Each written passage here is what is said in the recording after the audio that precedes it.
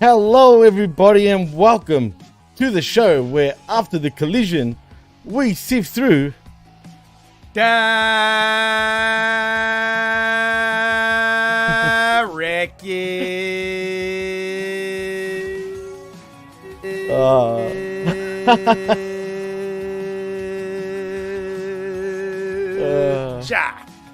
Wow, I'm pumped. That was the longest wreckage I've heard so far in 2024.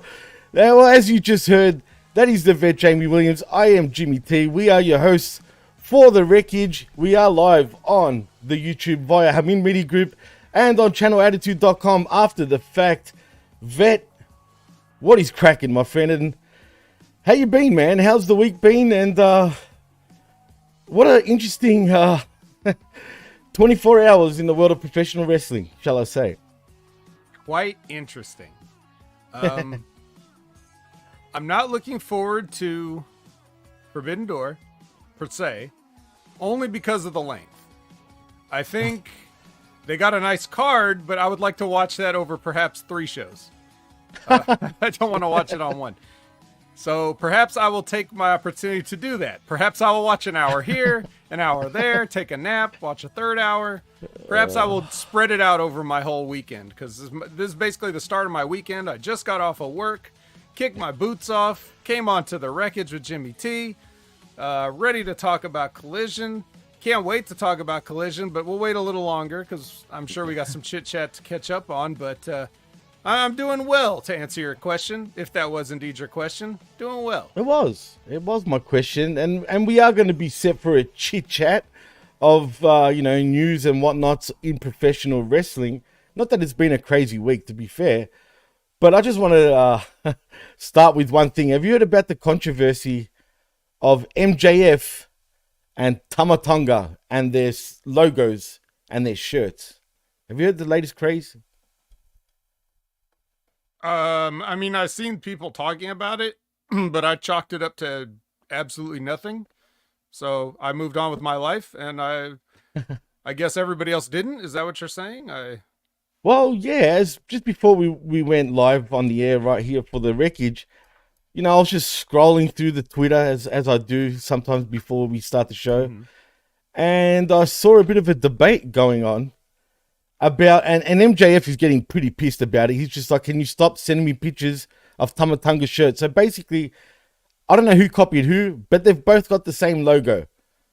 You know what I mean? Except one says the MF, MF Tonga, whatever the freaking, what do they call him again? The motherfucking Tama Tonga? Yeah, some shit. They never said it on the air, I don't think, on WWE television, what it stands for. They just... Right. But still, you know what it really means. And then you got MJF. But if you look at their logos, they're very identical. Heck, Tama Tonga's logo almost looks like it says MJF, but it's in the same writing style. So same text, same everything. I don't know if... Yeah, I mean... It's just that old English font. You see that a lot with like... Right. Latin gangs and stuff. It's not that big of a deal. I just like if they both had Comic Sans font as their logo, would that be also like, would we still be is this even really news? I'll leave that to them. What else we got? It's trending. What else we That's got? Trending. That's your trending, you know what I'm saying? Basically, so I just thought I'd point it out, but it was interesting because I did think the logo did look kind of similar.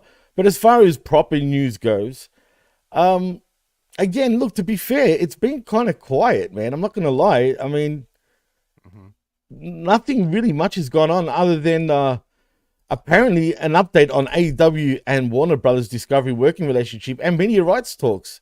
So let's sift through this bullshit because, it continues. Let's start with whatever source this is about to be. What is this source about to be? Well... Funny enough, what is the source over here? Let me just see, because it doesn't really state a source. I'm assuming this is their own the website that I'm on, their own opinion. So I'll say it's tpww.net. And apparently, this is what they have to say.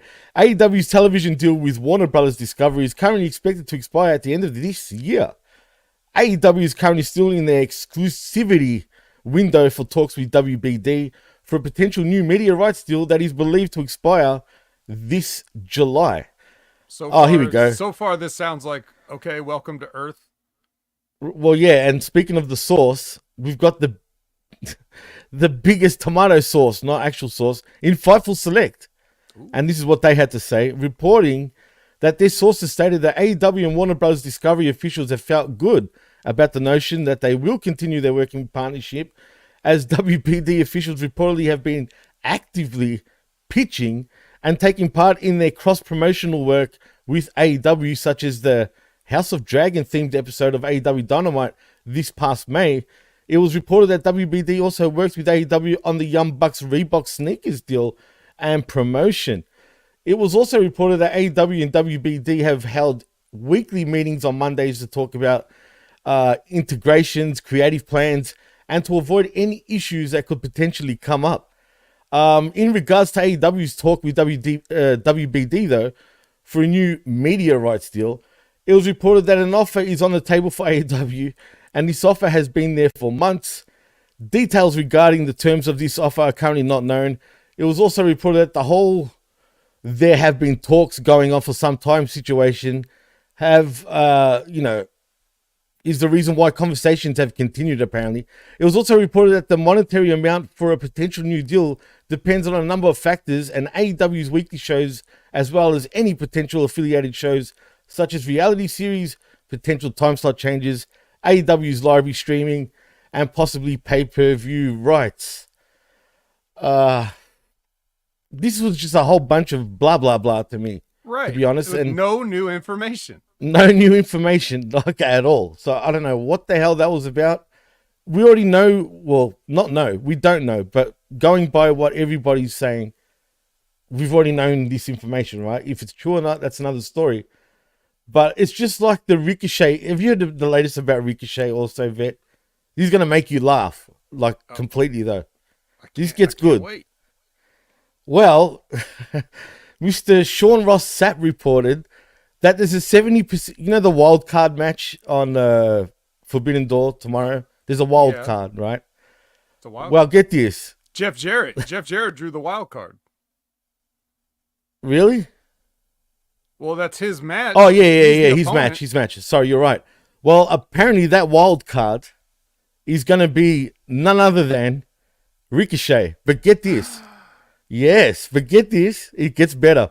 Sean Ross Sapp reported that there's a 70% chance that it's Ricochet. As soon as I read 70% chance, Vet, I knew it was utter garbage, and they don't even know, and they're just throwing it out there, literally speculating. It's just bullshit. People are running with it. I say they don't know shit, and they're just coming up with it, because when you say 70%, you're full of shit. Mm-hmm. Yeah, you're giving yourself a 30%. Well, there was a whole 30%. I was wrong. Yeah. You know what I got out of all of this BS that we just wasted like 3-4 minutes with? What I took out of that is that we actually, not only could we have House of the Dragon episode, but tonight on Forbidden Door, we could have a House of the Dragon match, because the Shingo Takagi versus Bryan Danielson. So I would have branding all over that match of the House Targaryen or whatever, however that works. Have fire-breathing dragons all over the place? Yes. That's what I got already all that. That's the only thing I took from everything that just got talked about there. That's all right. So for me, all I was hearing as I was reading was it's just garbage. And unfortunately, Vet, the news this week has been a lot of garbage. I mean, there's really not much to report on. I mean, it's kind of weird. It's very quiet. I mean, everything. I don't know if anyone cares. I personally don't care, but I'm going to ask for your opinion anyway, Vet. But Mr. Donovan Dijak, apparently, having a little hissy fit, shall we say, Vet, because WWE decided not to renew his contract. Wah. Now suddenly he's been saying online that he doesn't trust WWE anymore, even if they came back with a revised contract offer. He said he wouldn't re-sign because they just broke his trust, and he's going to prove them all wrong when he goes back onto the indie scene. Personally, it doesn't matter what he does for me, Vet. he will never prove anybody wrong because I don't care how good of a wrestler he is. Sure, he's had bangers, if you want to call it that, bangers. I don't. But I don't care. Yeah, exactly. I'm just saying because a lot of people say, "Oh, you had match of WrestleMania weekend and blah blah blah." I had several matches that nobody saw in PWG where I did every wrestling move in the world. Yes. Yeah, exactly. Mostly against Keith Lee, I guess. Jeez. Well, personally for me, he's got no personality. He's just a plain Jane. And I don't care if you're a good wrestler. You've got nothing else to you. I mean, he's a big for nothing goof for me, bro. Straight out, I said it. I've not really been high on Dijak ever. I remember first time I saw him, like however many years ago in Ring of Honor, feels like 10 years ago at this point. It's probably like 7, 8, 9, something like that. And I remember seeing him and being like, okay, well, here's a guy that's good for Ring of Honor. You got to do something with him. You feel like you should do something with him, but then you look at him and you say, but what do I do with him? And I think that's kind of the problem everywhere he's been is everybody has that question. They're like, well, we got to do something with him, but what? Like, he's not like he's got something, but I don't think his promos are particularly good. They're not bad. They're just not like, he's not like a money interview. Let's put it that way. He's not the guy that's going to carry it like, you know, the LA Knights or, you know, those type of guys. Like, he'll be the guy that can do good enough. He's tall, but he's not huge. He's not like hugely tall or hugely jacked. He's kind of lean. He's athletic, but not that like, I don't know. There's just like for every positive attribute he has, there's like a counter like, yeah, but, and like, I don't know. It's just the fact that you can do a moonsault at 6'8" or whatever you are just does, you know, so can everybody. It's not the same as it is. It's kind of the way like everybody in the NBA shoots a 3-pointer now. Like, okay, it's not a novelty anymore. Every big guy is athletic and does things now. So you don't really stand out any particular way. And on top of that, and this one maybe not his fault as much, but he just got saddled with like 2 death gimmicks. Like first the retribution thing, like that killed him one time and he somehow survived that, came back. And then he had this stupid gimmick, almost as stupid as T-Bar, where he's like some kind of a like a vigilante cop or whatever. He's got like his own interrogation room at NXT, but it's like, yeah, what the hell are you doing? Like, what is this? I don't understand. What is this cartoon bullshit? This would have been like something you would have done in the 80s or 90s, like as one of those cartoon gimmicks. Like, you know, you're even cartoonier than the original Big Boss Man. So way more. How can anybody take you seriously doing that gimmick? And if that gimmick was his idea, it's his fault. If it's somebody else's idea, it's their fault. But nobody could have pulled that off, and it was never going to work. I do find it interesting because you and a couple other people I've seen have talked about him being like, you made the reference of like Crybaby or whatever, but it's at the same time, it's like, I mean, looking at it as a sympathetic perspective as one of the boys, you know, they kind of did him dirty a little bit. I think like they could have just told him, yeah, we're not going to re-sign you or whatever. They could have just been straight up with him. They didn't have to string him along. He can say what he wants, how he feels about it. I don't hold that against him. Just because I don't personally see the money in this guy doesn't mean that he doesn't have a point or that he shouldn't feel slighted for being treated that. I mean, they did keep him around for like however many years. Like, it's been a while. Yeah, it's like after having the guy employed for that long, like that's how you're gonna do it. You could have been a little more professional with him, and just let him down. Like, even just be straight up with him, blunt with him. Just like, look, we're not re-signing. We have no idea what to do with you. Like, cause they don't. I'm sure that's exactly the problem. Just like in Ring of Honor, they didn't know what to do with him. Nobody knew what to do with him. and he got signed to NXT and they didn't know what to do with him, and they gave him 2 gimmicks and didn't know what to do with him, and it came time to renew his contract and they didn't know what to do with him. So, jeez. Sorry. Well, gotta go.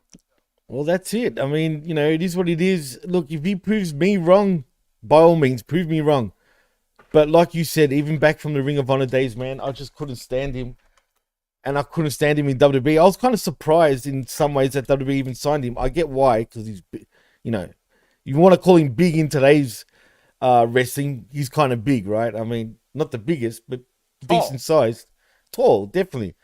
But it's just, I don't know, man. We'll see what he does on the indie scene. Not that I care. I'm not going to be really following. But if he does anything significant, I'm sure we'll hear about it, no doubt about it. But it is what it is. But he'll go to TNA and they won't know what to do with him. Or he'll go to MLW and they won't know what to do with him. I can see him in MLW. Nobody wants him to be like a top guy. But they won't. But like he's a little bit better than the mid card.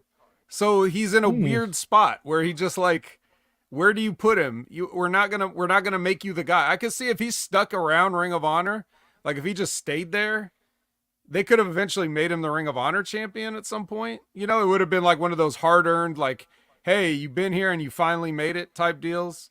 But other than that, I don't know. I just personally don't see it with him. There's guys I haven't seen it with in the past that with the right presentation, they change my mind. So maybe that's just somebody needs to put him in the right presentation, but I can't see it. I haven't seen it with what they've done. I can't imagine what I would do if I had to think of something for him. Damn, what would you do? Well, exactly. I've been thinking about that this whole time. Like, no, I'm like, what would I, like, what could work for this guy? And I don't have the answer.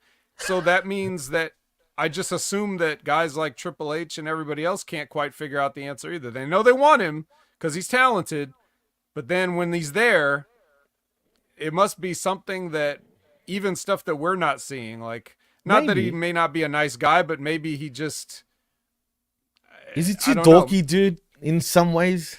I don't know. I really don't know. I don't want to speculate on it. Right. Because I don't know. I really don't know anything about the guy. He seems cool enough, but I just don't know. And personally, I got plenty of other guys that could like fill his spot that I'd rather have before I got down to him.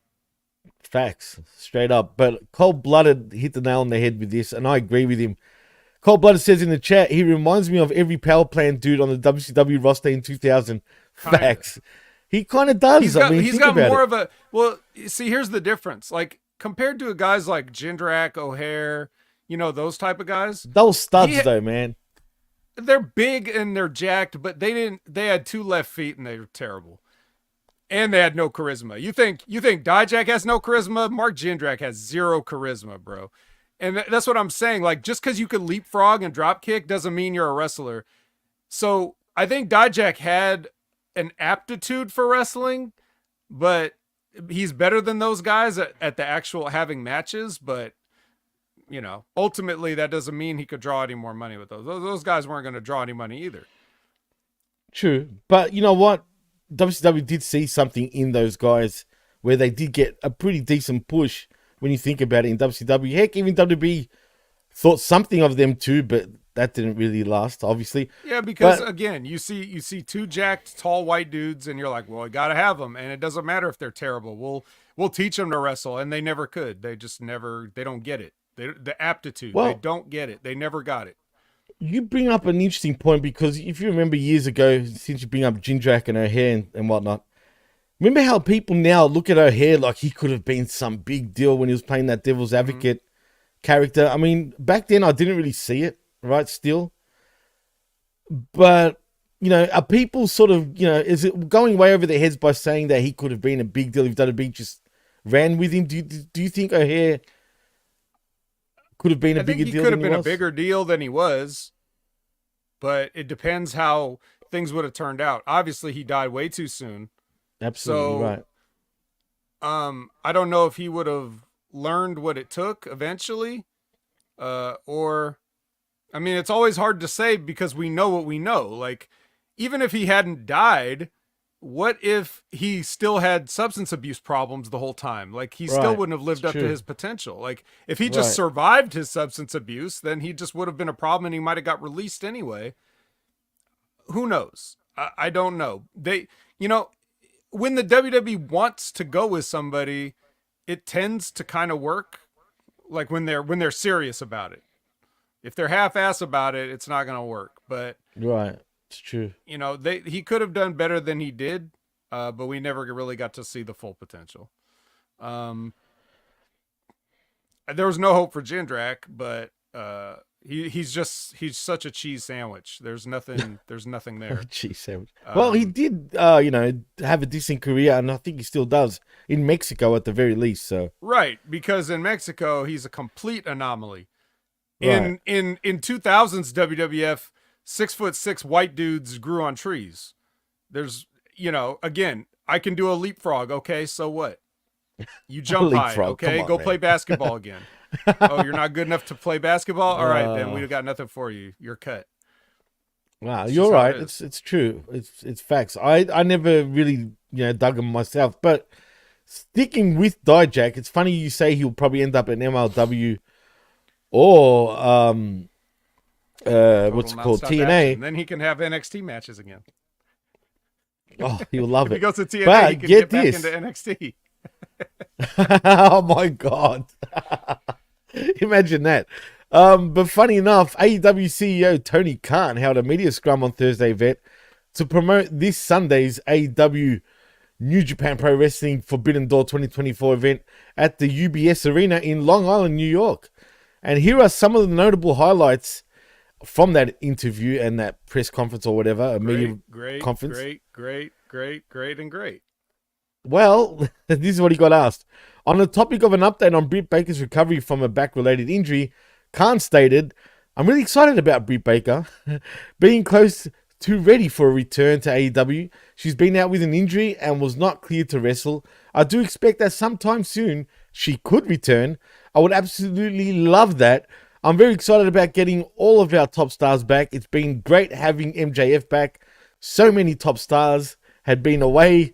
It's going to feel amazing when we have great stars, like Britt Baker is a great example. It will be great to have the Doctor back in AEW. So many other great former champions, including Jamie Hayter, Kenny Omega, Adam Cole, and many other great wrestlers we can't wait to have back here in AEW. For me, though, as in Tony Khan, I know that Dr. Britt Baker and the fans all over the world will be excited to see her return. I'm glad she's going to be cleared to return very soon." Haven't we heard this for like over a year at this point, Vet? Must have been one hell of a back injury. If the back injury was this bad, I think we would have remembered like the incident that caused it, wouldn't we? It could have happened in the bedroom, for you know. One of these hardcore matches or something? Maybe. It could have been. I mean, who knows? Maybe Adam Cole went a bit rough. Who the fuck knows? I mean, because I'm pretty sure his recovery has been that's what I was going to say. I was going to say that. But in all seriousness, I mean, come on, man. She hasn't been in. I've heard interviews of her saying she doesn't understand why she hasn't been back. This was recently. And she's angry about it, at the fact that she hasn't been called to come back. So I don't know who's lying here, if it's her, if it's him. I'm pretty sure she hasn't been hurt with a back problem for this long, dude. Come on. And where's Jamie Hayter, man? I mean... Well, she did get hurt, but again, yeah, but she should be better now. Come on. Hey, look, I don't know. Look, if she came back, no one would care. If Britt Baker comes back, no one would care. They'd care for that one pop, and then they wouldn't care again. So, let's not pretend we care. Just quietly to the people in the chat, if you, especially you, Canada Spaceman, if you don't realize that Homeboy 88 is trolling, I'm not seeing some of these comments. You're not? Really? Oh, that's weird. No, well, I see St. Vicious coming in, but I haven't seen anything from... I don't know. Oh, interesting. Well, it's funny. I can see Homeboy trolling everybody, and they all think he's being serious. So, but you know, Homeboy, that's true. He ain't being serious. Mm-hmm. But anyway, this little presser continues because he gets asked on the topic of AEW's current talks with Warner Brothers Discovery for a God. potential. Didn't we just talk about this? He's not going to say anything. What else did he say? This is what he said. There are some great free agents. And about signing Becky Lynch and dissect the contracts. That's what I want to get at initially. So this is, forget what I just said, because you're right. He didn't answer that question, actually, as a matter of fact. There you go. But on the topic of AEW's interest in potentially signing Becky Lynch and dissect the contracts, Khan stated there are some great free agents out there, Vet. These are great names you're talking about. I have a lot of respect for everybody, you said, but it probably wouldn't be what? There's a behoove me or benefit AEW for me to give my contract thoughts. There you go, Vet. He's talking to you on all of them, or what I would negotiate, or what I would have done with them. I do think they're all great talents, though. Cool. Didn't answer shit. Yeah. So why ask him that? Why ask him anything? Why have him ever on anything? Yeah. He could just send in like a prepared statement for somebody else to read. Like if he just wants to say, hey, Forbidden Door's coming up on, Sunday, July 30th at this time with these matches and these stars. You could just have anybody read that. He doesn't actually have to show up and then dodge questions all day. That's what I don't get. I don't get it either, man. He's the only guy that really does that, but whatever. Everyone loves him that loves AEW. It is what it is. Anyway, that was pretty much your AEW news. I mean, but sticking with AEW, I'll say one more thing. The AEW Dynamite ratings are up. Actually, funny enough. They're back up actually by a good 100,000 actually, Vet.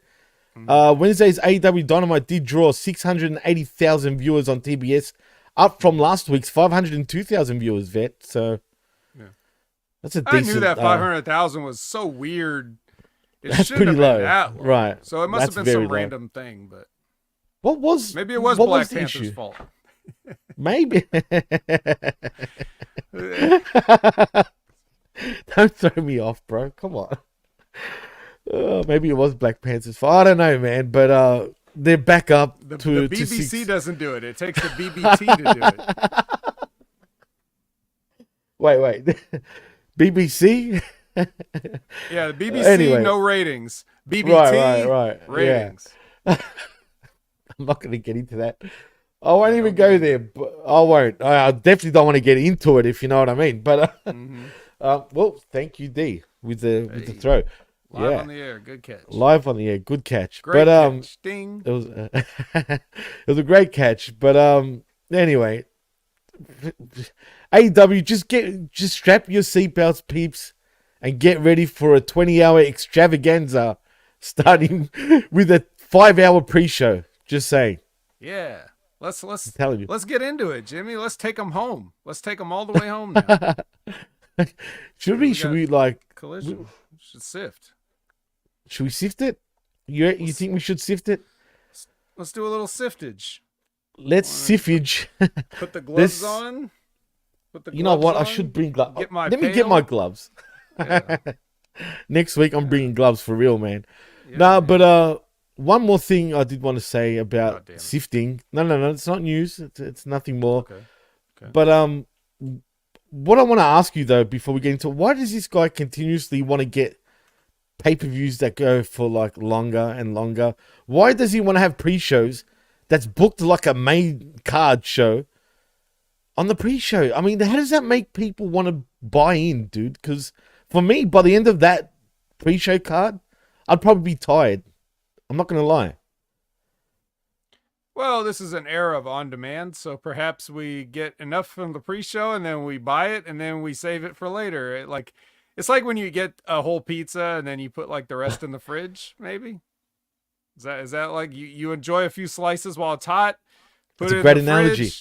Heat it up, heat it up later. Like there's nothing that says we have to watch it live. No, if we're not gonna live tweet it or be like one of these people like a Denise or a Sap or whatever and live tweet it. We don't have Sap is a Sap.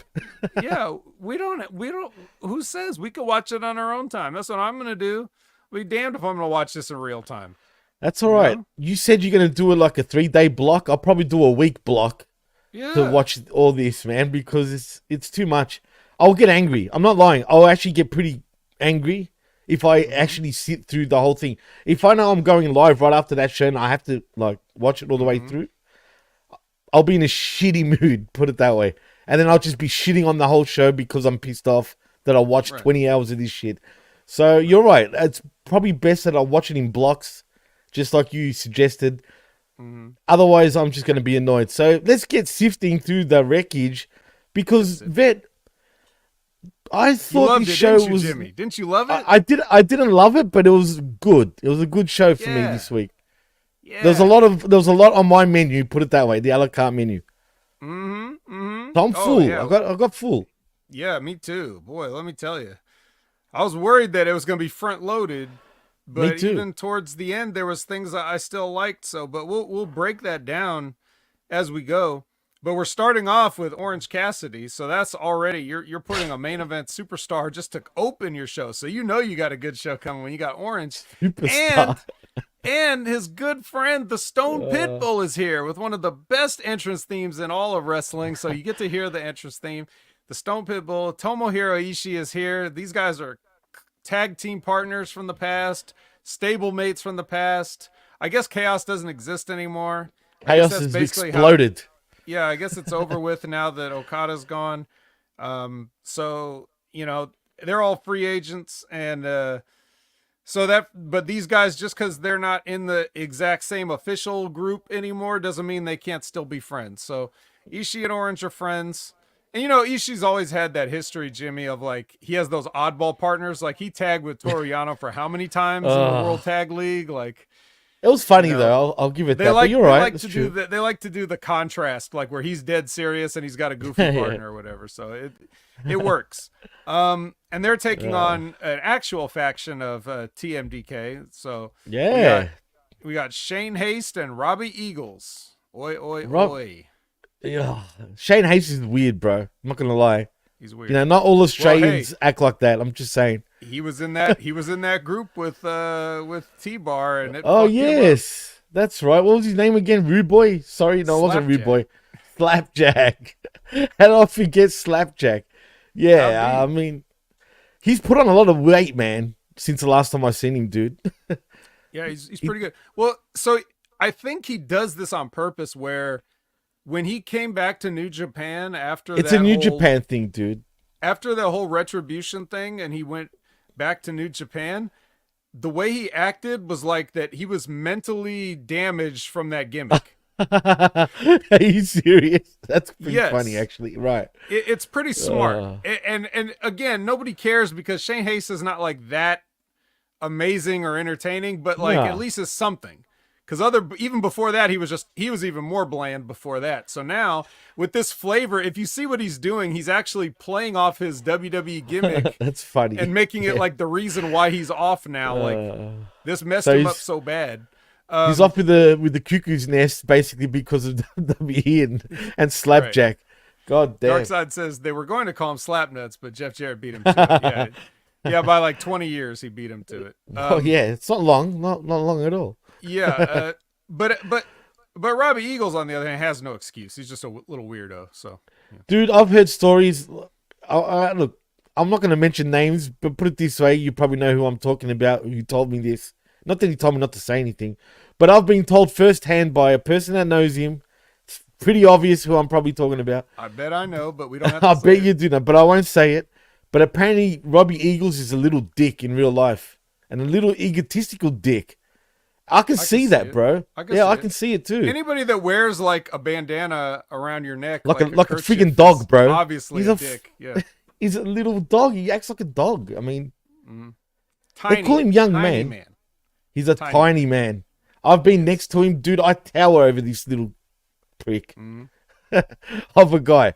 Now, look, he's a good wrestler and whatnot, but he's bland. I mean, what is he? I don't know. Apparently, he's like. Even though he just looks like a little white guy, but apparently he's like Filipino, like half Filipino or something. What? Is he? I actually didn't know that. No. I didn't know it either, but apparently he is. Well, that makes sense. That's probably where he gets his hype from. It doesn't give him any extra flavor, though, if that's what we're trying to ask. But nonetheless, and I don't think he brought any flavor to this match. I assume he's the one that took the pin because I kind of missed it. I just know that Orange Cassidy hit the beach break on somebody.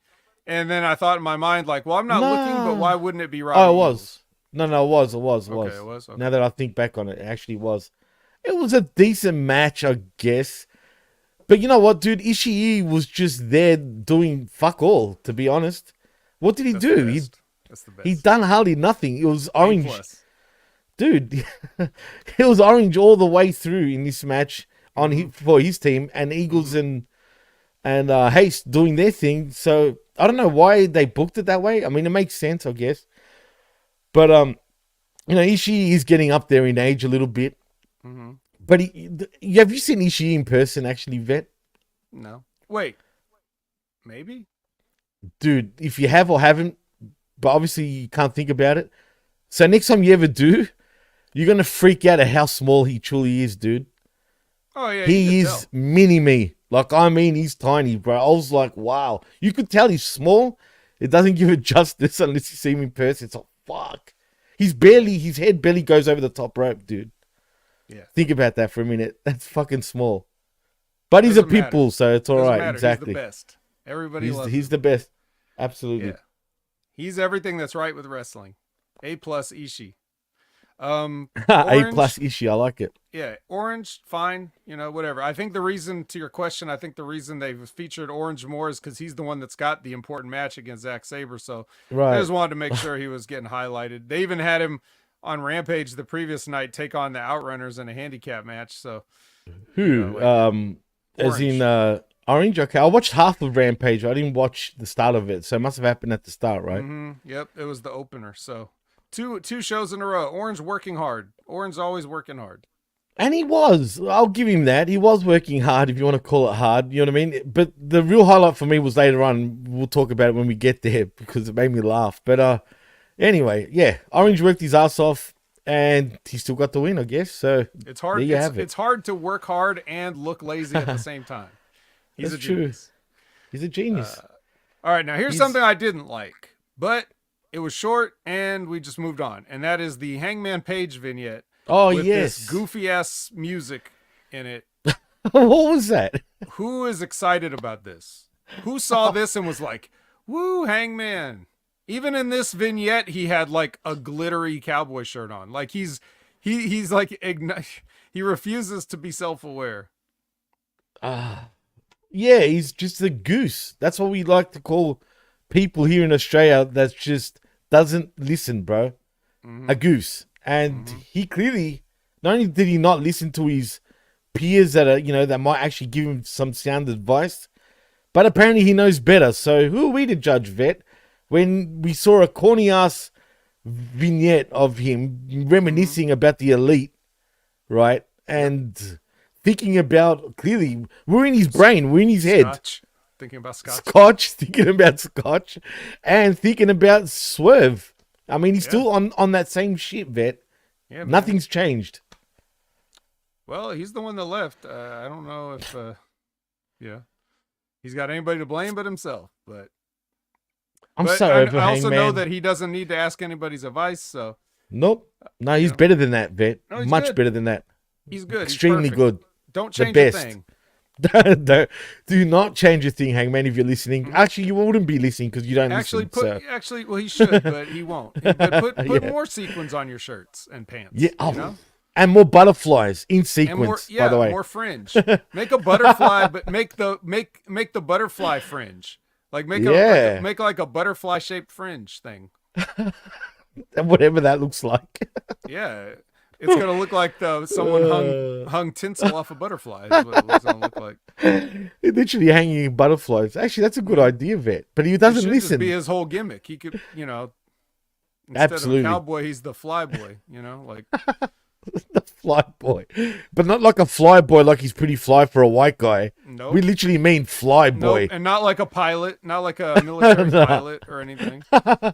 No, he should wear those actual fly like glasses over his head, like a Zorro. So picture the big eyes, the big fly eyes, like the foot soldiers from Ninja Turtles. Let's do that. Yeah, there we go. That's money right there, man. But he's not going to take our advice. But he's not, unfortunately. That's so. Maybe for the young bucks he might. Zane says he doesn't take advice. Double entendre. No, well, he's definitely taken some advice. He doesn't overdo it like a Brian Cage, but he's definitely taken at least some kinds of advice. Maybe not the veteran wisdom advice, but perhaps the bottled version. The bottled version, indeed. Absolutely. Yep. He's a veteran now, boys and girls. Yep. All right. So next we go from that to the learning tree taking a walk. Oh. This reminds me of when I see the learning tree walking, it reminds me of like the Lord of the Rings type. You know how the Ents were like these giant trees that walked. And I was like, oh, this is kind of like the Two Towers or whatever. So anyway, they're walking around backstage, and they see somebody like with their wrist tape. And then he goes, Chris Jericho goes and lectures like the athletic trainer and tells her how to put tape on, wrap it around the wrist 3 times for extra support and everything. And then he tells him how to, whenever you go in the trainer's room, to take a roll of athletic tape so you don't have to buy any later.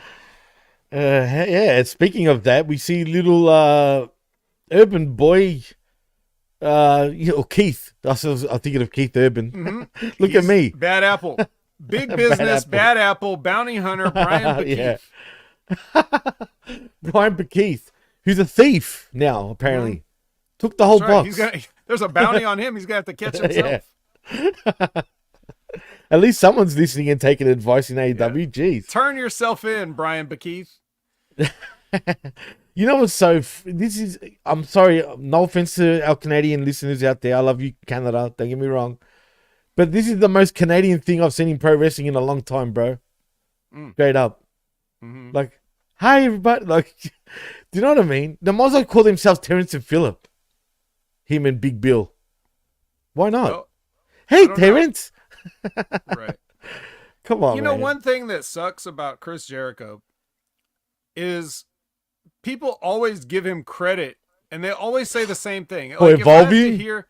If I have to hear the term Chris Jericho reinvented himself one more fucking time, it's like when people say, to be like the best gimmick is you turned up to 11. If I have to hear that one more like everybody says it like it's the first time anybody's heard it. They're so smug, like they're so proud of themselves for saying it. Just shut the anyway.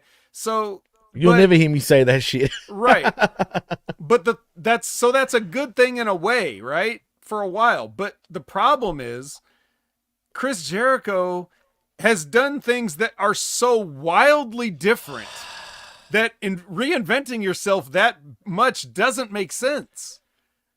Like how do you go from, the La Champion.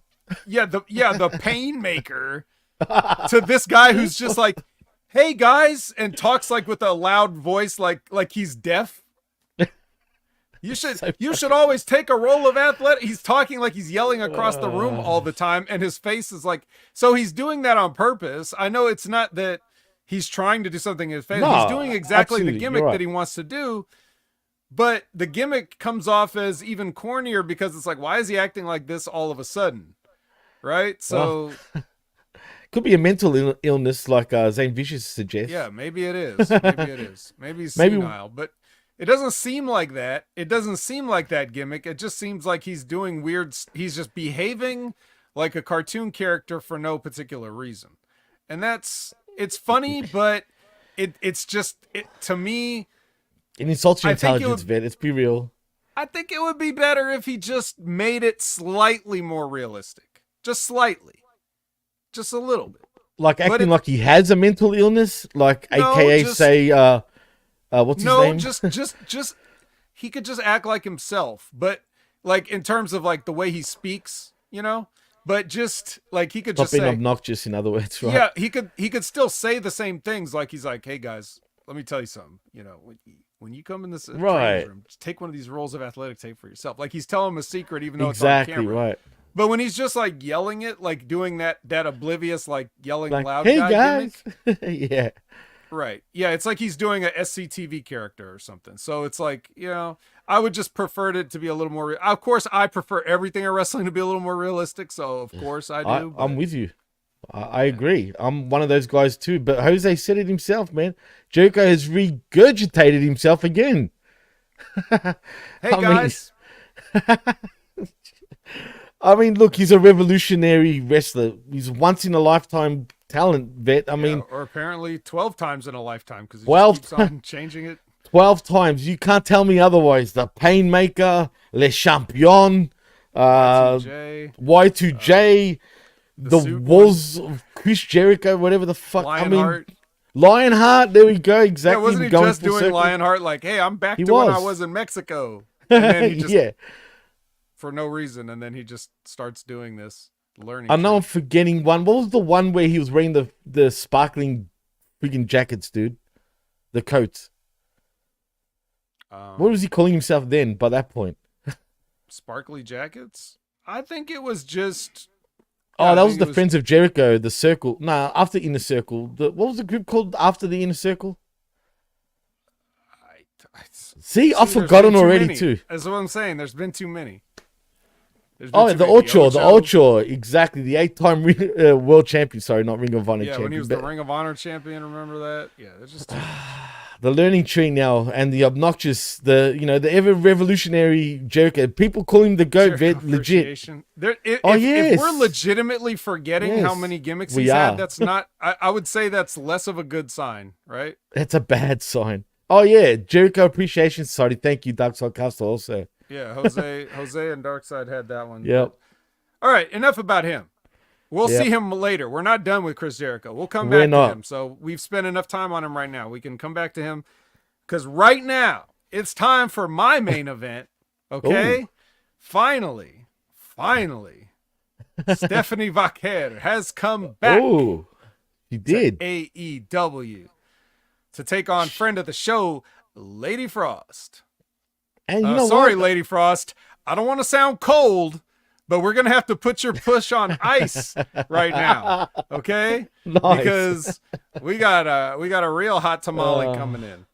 Hot tamale indeed, and she impressed me actually. There's a hiring freeze, okay? We can't give you that official contract, but oh no. But so yeah, if things get cooled off, then we apologize. But anyway, yeah. Well, Stephanie's here, and. No less than the CEO herself is going to take a ringside seat to see this, and I don't blame her. I would want to get as close to ringside as possible if Stephanie's in the ring. Now, Jimmy, I've been talking Stephanie up, okay? So, I want to just, I want to hand it over to you, and so you can give me your impressions, your overall thoughts, and just be honest, whatever you think, just let the people know. Well, it's not... La Primera.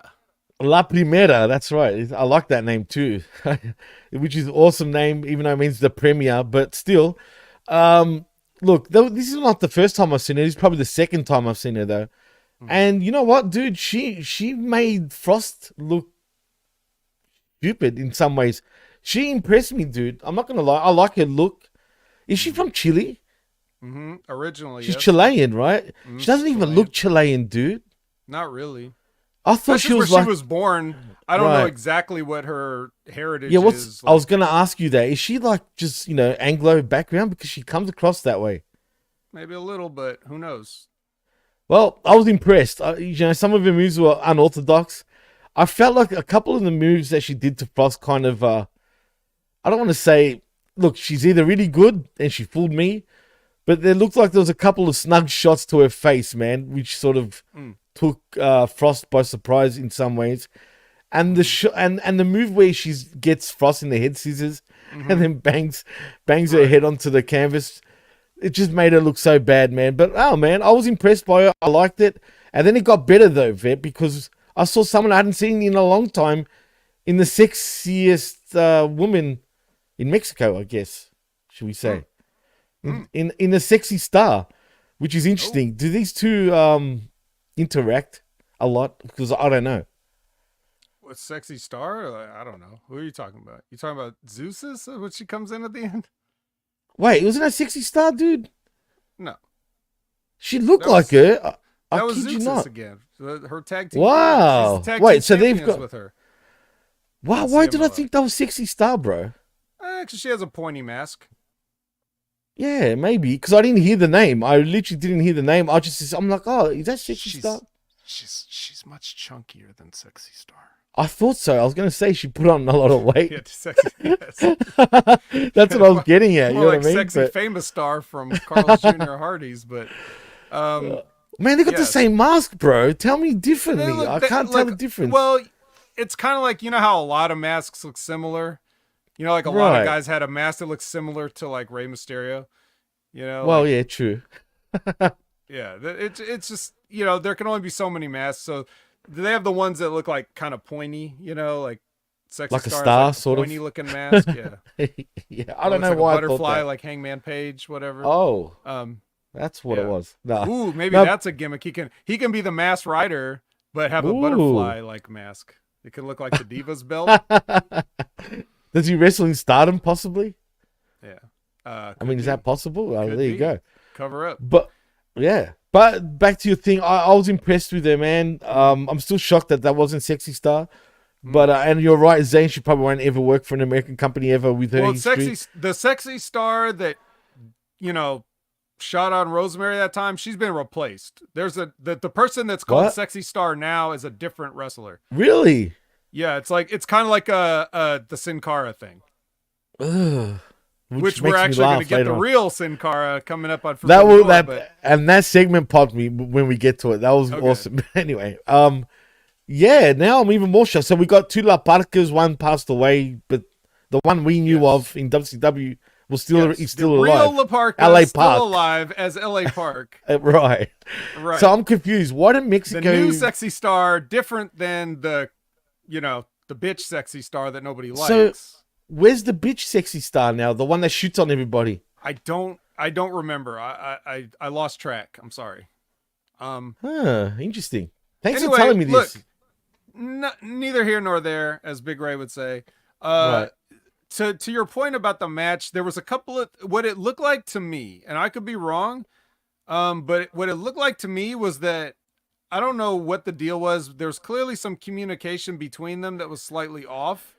Talking about Stephanie and Frost, but it looked like to me, I'm guessing it looked like Stephanie went for a couple of spots like too early and had to repeat them. Like she repeated spots.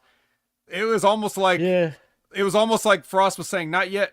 Like, we're not doing this spot yet. We're doing, you know, so like they had to like repeat some stuff. And so it was kind of weird, but I don't know whose fault that was. I don't know who There was calling miscommunication on both parties. I felt like both of them were trying to take control of the match, and one of them was always not like reciprocating, if you know what I mean.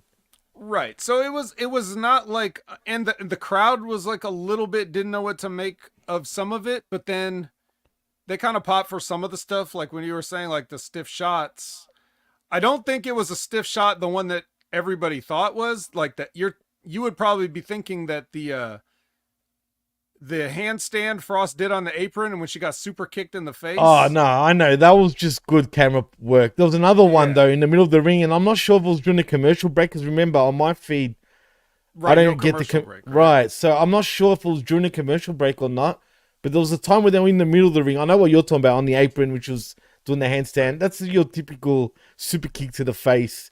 It looks good, like, but it got the most reaction, and Right. and Frost sold it like crazy. It was a great sell on her part. There was a super kick, I think, in the middle of the ring. I don't know if you saw this, where usually they quickly put their hands up to block it, if you know what I mean, right? But Frost just did not get her hands up in time. Popped her right in the mouth. It looked like, dude, like nicely. Now I don't know if that was during the commercial or not. I don't know if you saw it at all. I mean, what I I'm saw talking the same about. feed. Unfortunately, what was weird about it is the feed. I say when they go to picture in picture, they don't actually go to picture in picture. They just stay with it. But then they go to complete commercial, and so that like a part of the match gets cut out. Because like at some point on the TV broadcast, they actually do go to full commercial for like 1 minute. So that it's like you're watching the match and then all of a sudden it just like cuts to black and then goes, we're back. I hate that. Like, You're right. yeah, so, but anyways, regardless, Stephanie hits her finish, which is like a package backbreaker, I guess would be the best way to describe it. She picks him up like a package pile driver and then drops her onto her knee in a bag breaker.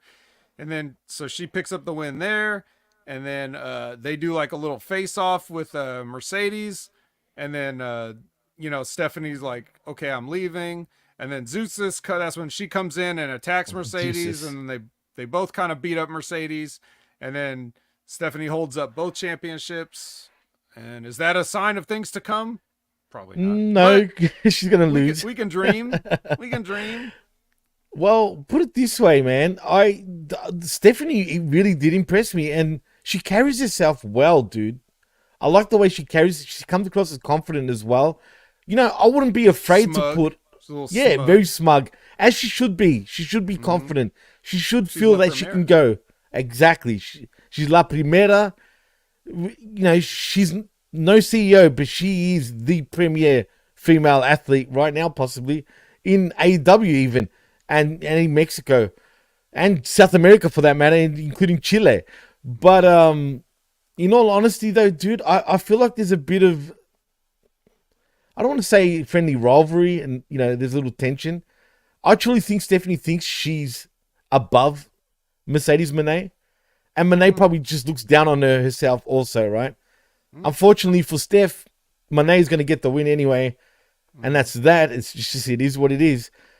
But I hope she puts on a good show, because I think she could be a big deal in North America if she actually made the jump over to one of the North American companies. I think so too. Remember, this is minus 3 to 5 years. Like, we're at minus 3 to 5 years right now, and in 3 to 5 years, people will be remembering, hey, Vet said Stephanie was going to be a big deal way back in 2024. Way back in 2024 or 2023. I might have said it even back then on a different show, but yes, I have heard her. She has been getting hype. I mean, I've heard on podcasts them talking her up. This girl from Chile, and she's impressive, no doubt about it. And I hope she, does big things. Obviously, in Mexico, she's a big deal, man. That's right. She's got like several belts, and one of her belts is the New Japan Strong Women's belt. So that's true. She's a double champ right now. She's trying to be a triple champ with this TBS championship. So isn't she a tag team champion too? Yeah. Okay. Sorry. Yeah. Her partner. I thought she had another singles. Right. Fat sexy star came in and beat her up. Why was she wearing practically underwear too? The fat sexy star chick. It's sexy. I don't know. I see what you did there. I don't know about that. Let's not worry about her. Let's just concentrate. I don't think she'll be a big deal in 3 to 5 years. Let's concentrate on Stephanie. Fuck. It's all about Stephanie. Stephanie. Yeah, look, it's Serge in the house saying you're the Nostradamus of pro wrestling. Serge knows. He's known me. He was there when I talked about all those guys, Daniel Bryan, all those guys, like way before. So he can vouch that I do know what I'm talking about. Although I will, Serge, Serge always wants to get credit for like seeing some FCW match with Seth Rollins and Jon Moxley or whatever. So it's like, okay, I'll give you that. You saw those guys that were clearly, going to be something, but I saw the guys that nobody saw, and I will always be right. Now, speaking of some guys, Lexi is with the Lucha Bros and Alex Abrahantes, and then Hiromu and Titan come in and they challenge the Death Triangle, but then the Lucha Brothers are like, well, Pac is busy because he's got a match, but we can get, how about we bring in Mystico? And then Hiromu is very excited about it. Oh my god. This was the best thing of the show for me, man. Oh my god, yes. Mystico. Right. I'm thinking he was shitting himself. You want to talk about a guy that could still be a huge star in North America of all the crossover guys from any other country? Don't even limit it to Japan. Talk any country you want to. Crossover stars that could be huge in America. Hiromu Takahashi is definitely, he immediately speaks to anyone. Anyone can look at this guy, understand him, and like him. He's too funny. He's too entertaining. He gets it. Whatever it is, he gets it. Yeah.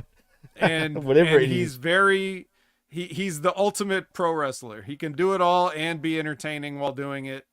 Dude. So he could actually be a big star if he ever wanted to leave New Japan, but I'm not quite sure if he does or not.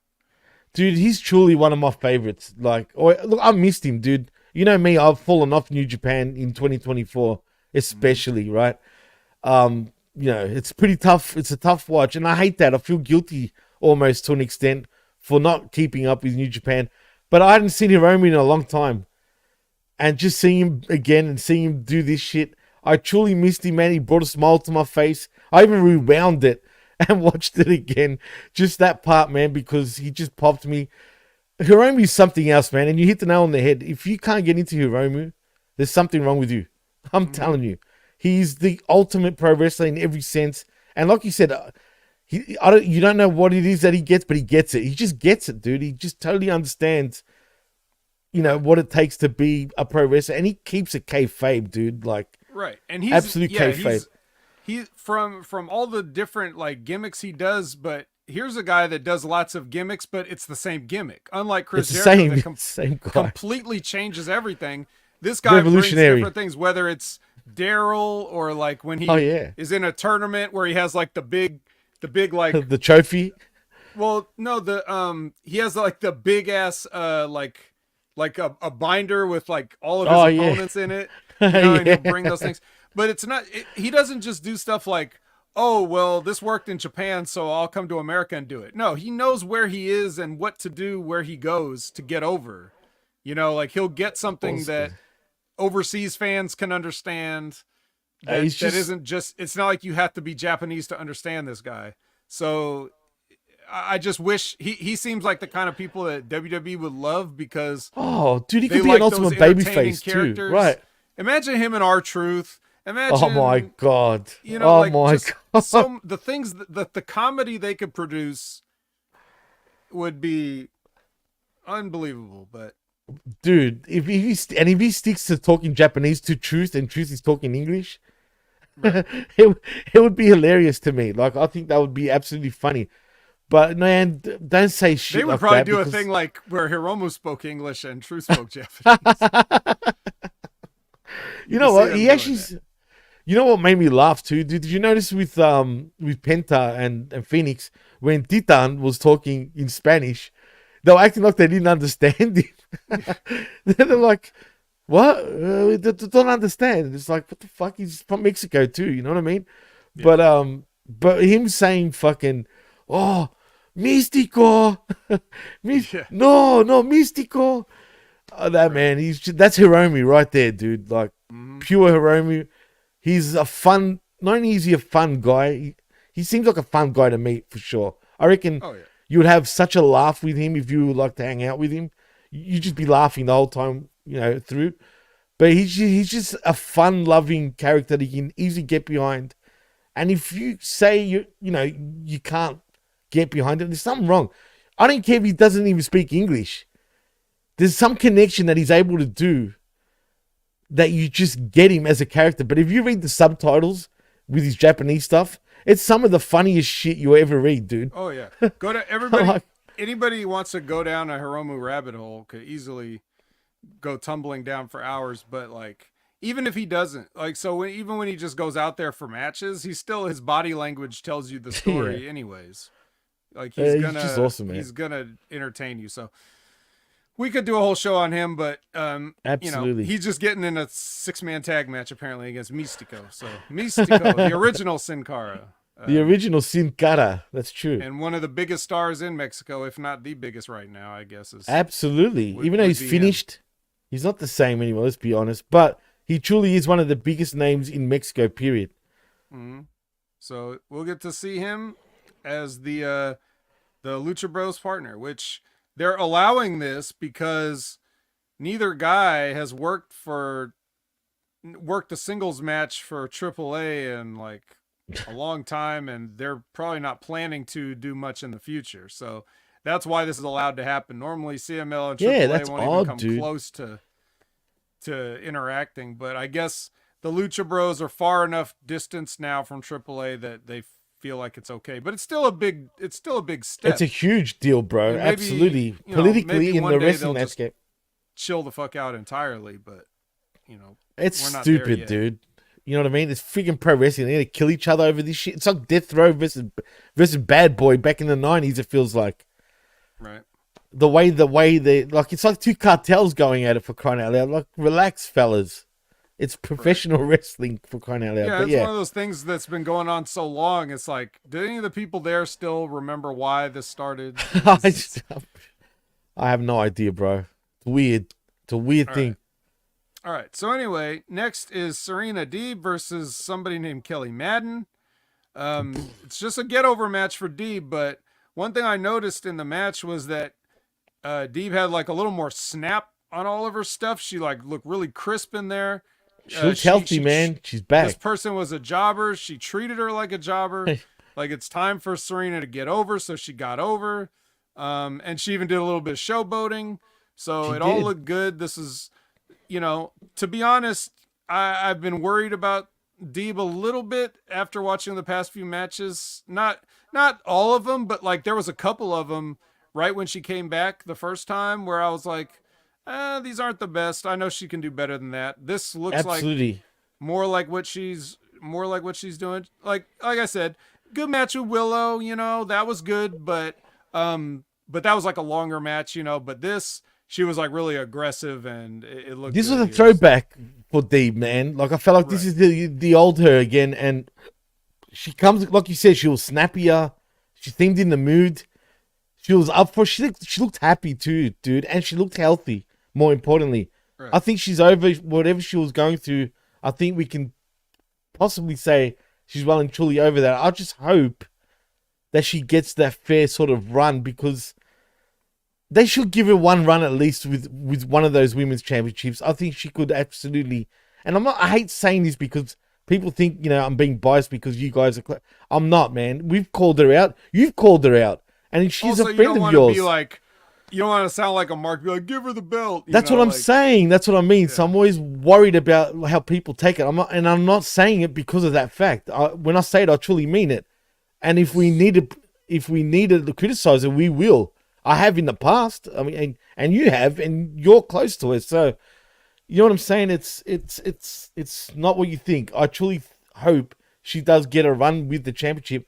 And shout outs to the Tiger Mask dude that got her flag. Yeah. The way she wrapped it around. He's like, oh, yeah. Yeah. Probably not the real Tiger. I don't know if it was Japanese, but couldn't tell, but could have been. No, it wasn't the real Tiger Mask. Not at all. Even there's a few versions of that Tiger Mask. Yeah, so anyway, so afterwards she gets on the mic and is like, I think I can get better competition than that. So who's back there? And then all of a sudden Riho comes out. And then cringed. Riho's the competition. Beep, beep, beep, beep, beep, beep, beep, beep. No Marty Scurll, Zane. You'll never see Marty Scurll in North America ever again. Only in Mexico. Party Marty fucked that up for himself, dude. And I was a fan of his, unfortunately. I was. Whoop, whoop. I liked the villain. Yep. Whoop, whoop, indeed. Yep. He flew back into his coop. Yeah. Well, anyway, yeah, whatever the deal is there, like that's on them. But Riho's here, and yeah, Riho, let's go. Riho versus Deeb. Riho's gonna win, right? Unfortunately, do you think they'll put her over? Maybe, probably. You never know. Yeah, but I think I hope not. But you're right. I think Riho needs a little something too. Like, does she really though? Maybe. Well, I mean, she needs to get sent back to the drawing board. Like, if she loses to Deeb, it's like, okay, Riho, what are you gonna do now? Step up. Like she's been over too long, and if we don't want to make her seem like Goldberg or something. So like, let's let's give Deeb a quality win. Maybe is one way to do it. But if Deeb does put Riho over, she knows how to put Riho over. It's no big deal. And knowing Deeb, do you think she'd be cool with that?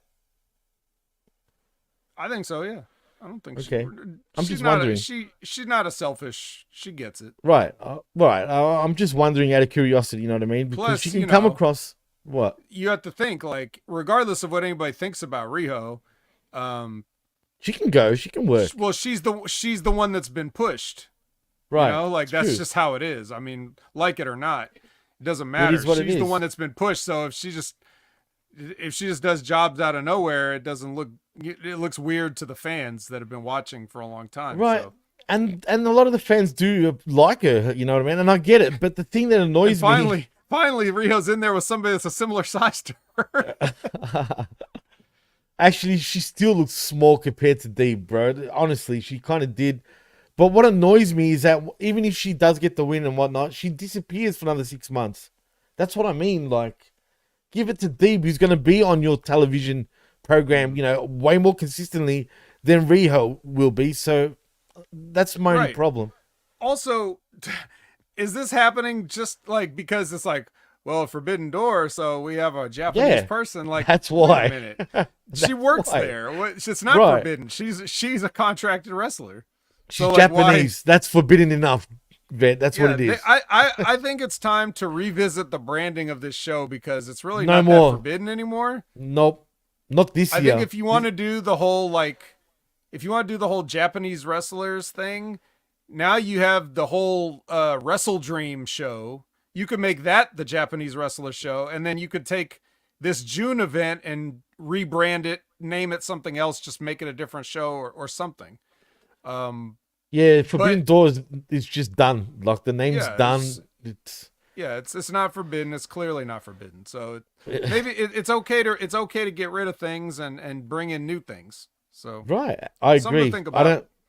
I don't actually like the name anymore. It just doesn't suit what this is. So I agree 100%.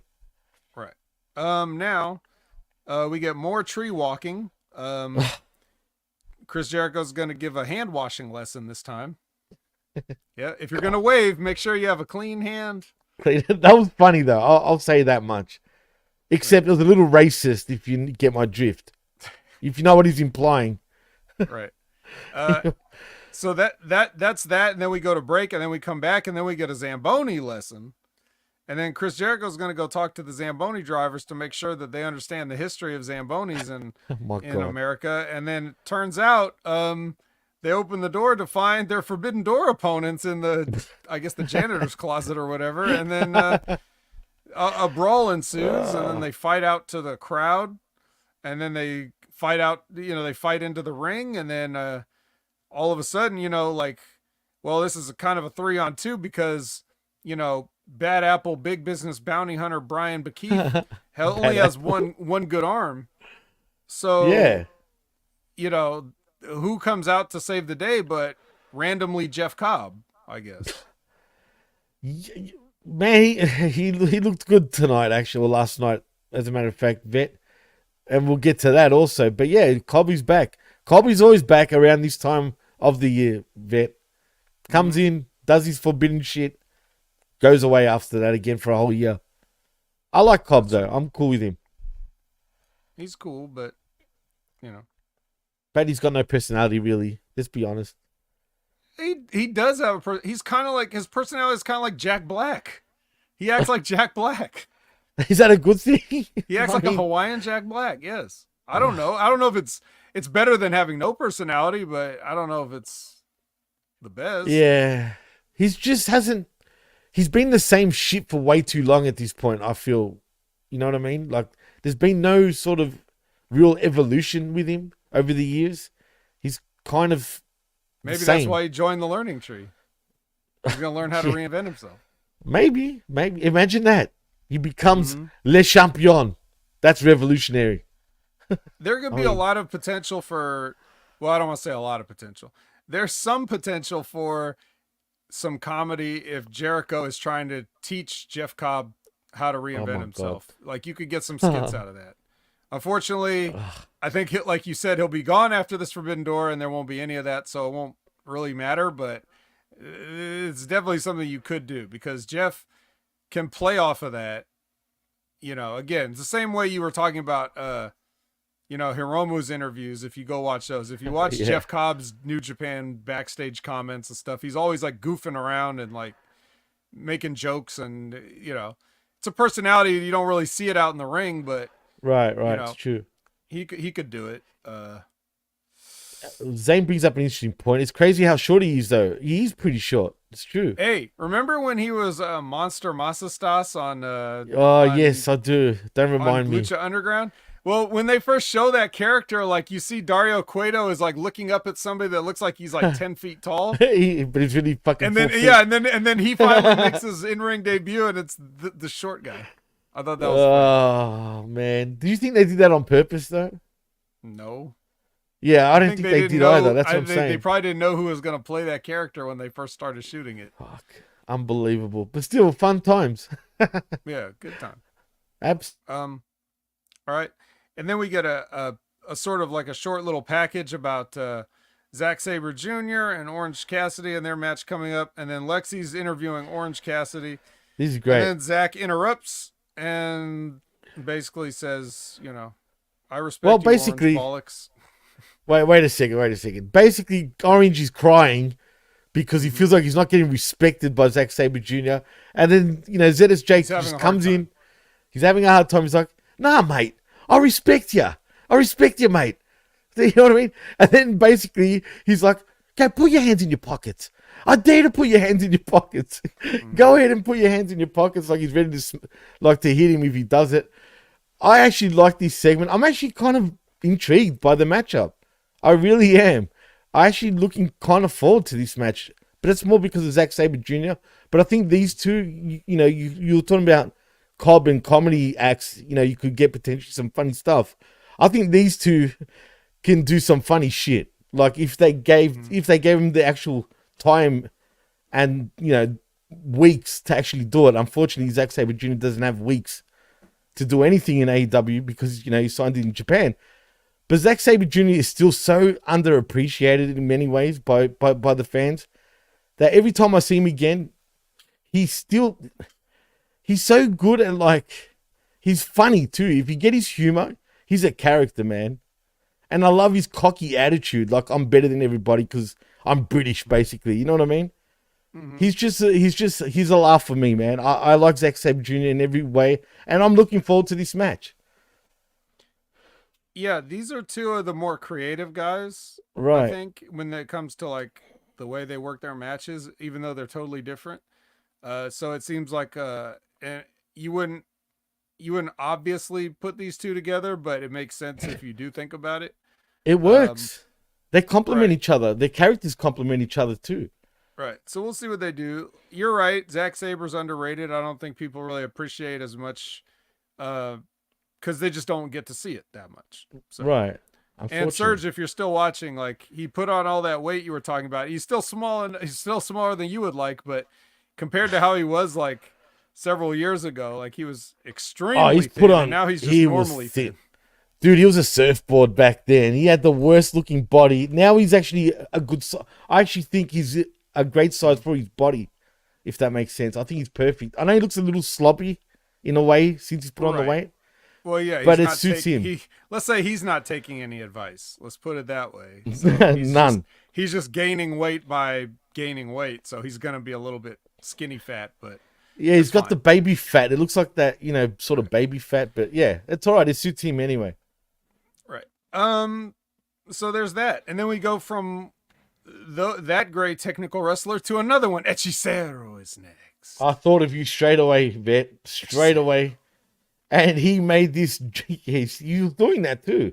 The sorcerer, the wizard, whatever you want to call him. He's Hechicero. That's it. Hechicero. Not Hechicero like I used to say. It's Hechicero, right? And not, we're doing it the American way. Hechicero like Brian and Jim call him.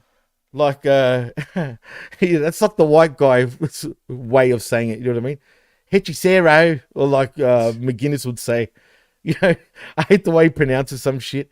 But no, Hechicero, man, you've sort of got me, I'm becoming a fan of his, dude. I'm not going to lie. And the way he treated this jobber was friggin' golden, bro. I loved it. He just made him look like shit. Totally. Yeah.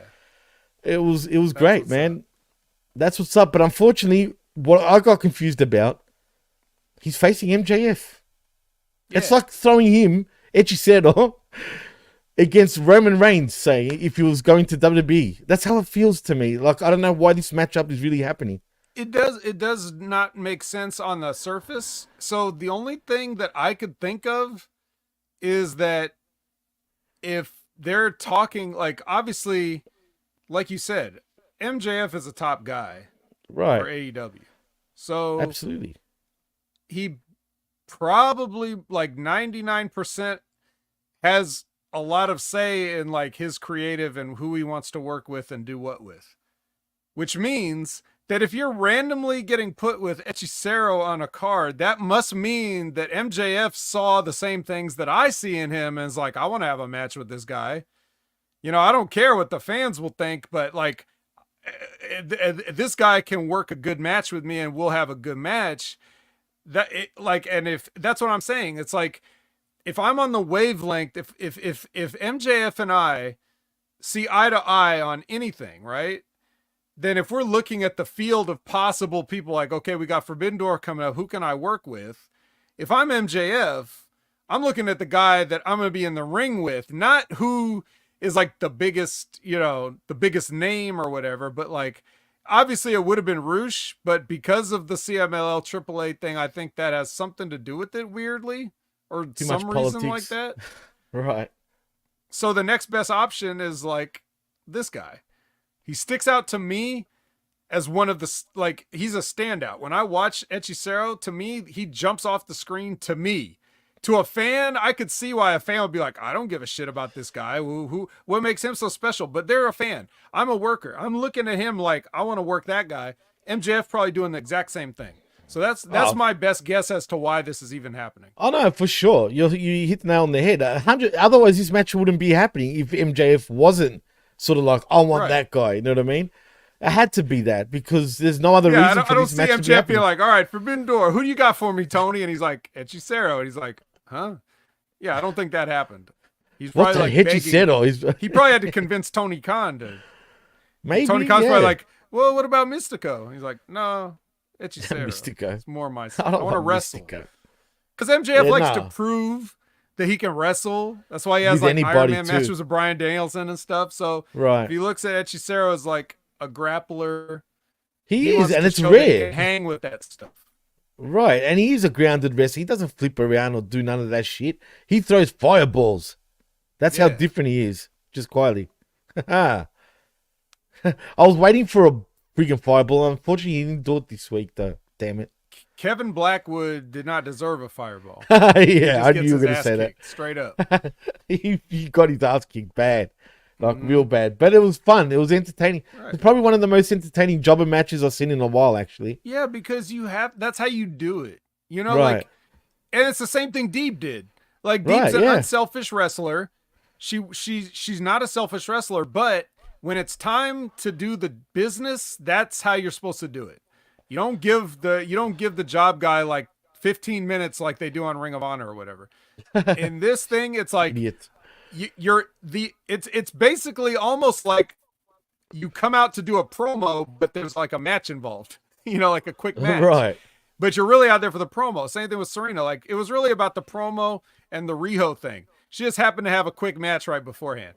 Same thing with Hechicero. He's not going to do the promo, but he's only there to get over to be like, yeah, this is, to show the difference. He's there to show the gap, the skill gap between Kevin Blackwood and MJF.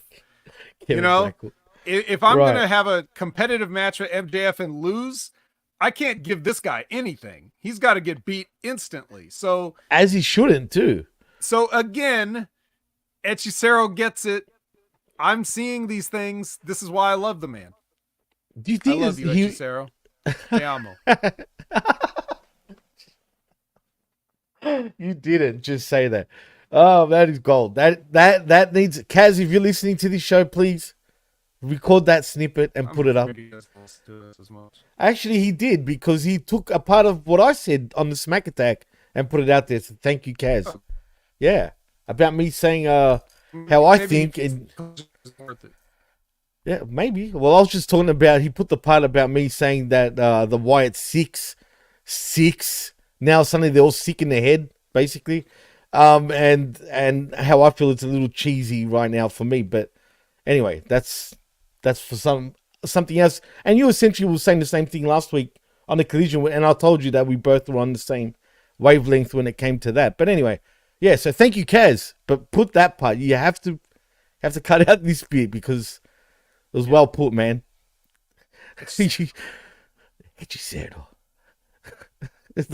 You saying I love you in Spanish is just golden, bro. That was too good. Anyway. Oh, well, speaking of favorites, so Lexi's back there with the patriarchy, and I was getting ready to fast forward this, but then who showed up but the Bang Bang Gang? And for once, the Guns didn't say anything. Jay White just came in to show why he's a switchblade, because he just cut these idiots up in a promo. Now, this is the Jay White we've been waiting to see. He did cut him up. 100%. This is old school Jay White. Destroyed him. But is he a shaman now? Is that what's going on? What is he, the shaman Jay White? This is the new, like, what's with the robe? Or not the robe. It's not a robe. I don't even know what kimono. It is. Yeah, that's what I'm asking. Is he a shaman now? Or like, what's going on here? No, he's just shamans have got sticks. He's got a cool kimono. It's funny. I know he's wore it before in Japan too. I've seen him wear it. But it just looks funnier now. I have seen him wear it. He has wore it before. He's just relaxing. He's relaxing backstage. Chilling out, maxing, relaxing, all cool. You know. Oh, he was cool, man. He destroyed him, especially what he said about fucking the mother. His I mom forgot her name already. While she was pregnant with yeah. Nick. Even Christian was like, hey. Do you know what I mean? And of course, the stupid dinosaur. I mean, he's a stupid dinosaur. What else can we say? With PhDs, apparently, and he's still dumb. Right. You know what I mean? So yeah, no, Jay White, this killed it. But you know what was even better though, Vet? Did you look at the reactions of Juice Robinson and the Guns? That he popped them, dude. When he said what he said, it's like they didn't know he was going to say that, and he said it. The smile on all their faces just made me love it even more, man. It's like he popped them so well. Even Christian wanted to laugh for a split second, but didn't react. And he's like, those guys are like the perfect background lackeys. Oh, perfect. Because they will react, like, even if they did know it's coming, they're still going to react like that. You know, right. They're all little shits. They're all like little shits, literally. They're the perfect group, dude. The one thing I'll give credit to whoever booked these guys together. I know Juice Robinson, other than Juice, I think the Guns were the perfect fit for this Bullet Club or Bang Bang Gang, whatever you want to call them these days. It works so well. The four of them are just awesome together, in my opinion, and it just works. Yeah. It's a little morsel of Jay, but I'll take it. I'm just glad that he was there. We got the main course on like Dynamite. He had that match with Ray Phoenix, which was good. Like, he had a good match with Ray Phoenix. He never has a bad match, dude, really. And he did exactly what he should have done, which was he knows he's going over, so he lets Ray Phoenix kick his ass and get all his shit in, and then he wins. That's what he does in every match, bro. That's his style. That's what he does, bro. Right. He's so genius. That's Jay White 101. That's how his matches go, bro. All the time. I'm so disappointed that Jim Cornette does not see this. Like, I can't believe that he's that blind. Like, you should know better. Someone just needs to sit his old ass down and give him a new pair of glasses, because he's just not getting it. He thinks Juice Robinson is the money, and all Juice Robinson is like an 80s wrestler who's yelling all the time, which is fine. He's a throwback, man, for real. But you've already seen it. Like, you've seen one Juice Robinson promo, that's it. You'll see that every time. Jay White has barely shown anything of what he's capable of on AEW compared to what he has in the past. So you can always expect something new from him that you haven't seen before. Whereas I think I think his Juice's ceiling is high and it's good, but I think he's hit it though, dude. Right, exactly. Spot on. So you've already seen it. Right, spot on. You know what? Can I ask? Way better than Nick Nemeth, Dolph Ziggler, whoever you want to say. You know, right now, even his abs are better than Dolph Ziggler's. And his girl is better too. Shout out to Sonic the Hedgehog joining us. All right, so anyway. Absolutely. Can I ask though about Cornette and Jay White for a moment before we move on? Okay. I just want to ask you: did he see him in Japan by any chance? Of course not. Oh well, there you go. Nobody did. Yeah. That's why even the he people doesn't that like claim him. that they liked him from Japan probably never watched him in Japan. They probably just saw little clips on Twitter or YouTube or some shit. Oh man, I hate. That's one thing I can't stand about wrestling fans like these days. The ones that pretend they knew all along who these guys were, but had no idea who these guys are. They're the ones who do use Google when they see somebody. At they least don't know. I'll give him that. Yeah. I'll give him that. Kudos to that. But still, yeah. But then they go too far and pretend that they've always been a fan. That's no. I hate that shit. No, don't try it now. Don't try it now. It's too and late. You can tell they get found out pretty easily too, man. But that's right. Yeah, it is what it is. All right. So, speaking of it is what it is, Daniel Garcia versus the Butcher. Oh. This match is here because they're in Buffalo, and these guys are, both of them pretty much locals. Well, especially the Garcia being from Buffalo, but also the Butcher is from New York. Not New York City, but from New York, state. So it makes sense. And they're both getting pops, man. They're both getting cheered, as a matter of fact. Yep. Too bad that it was these guys having a match. So, whatever. You already knew who was going to win.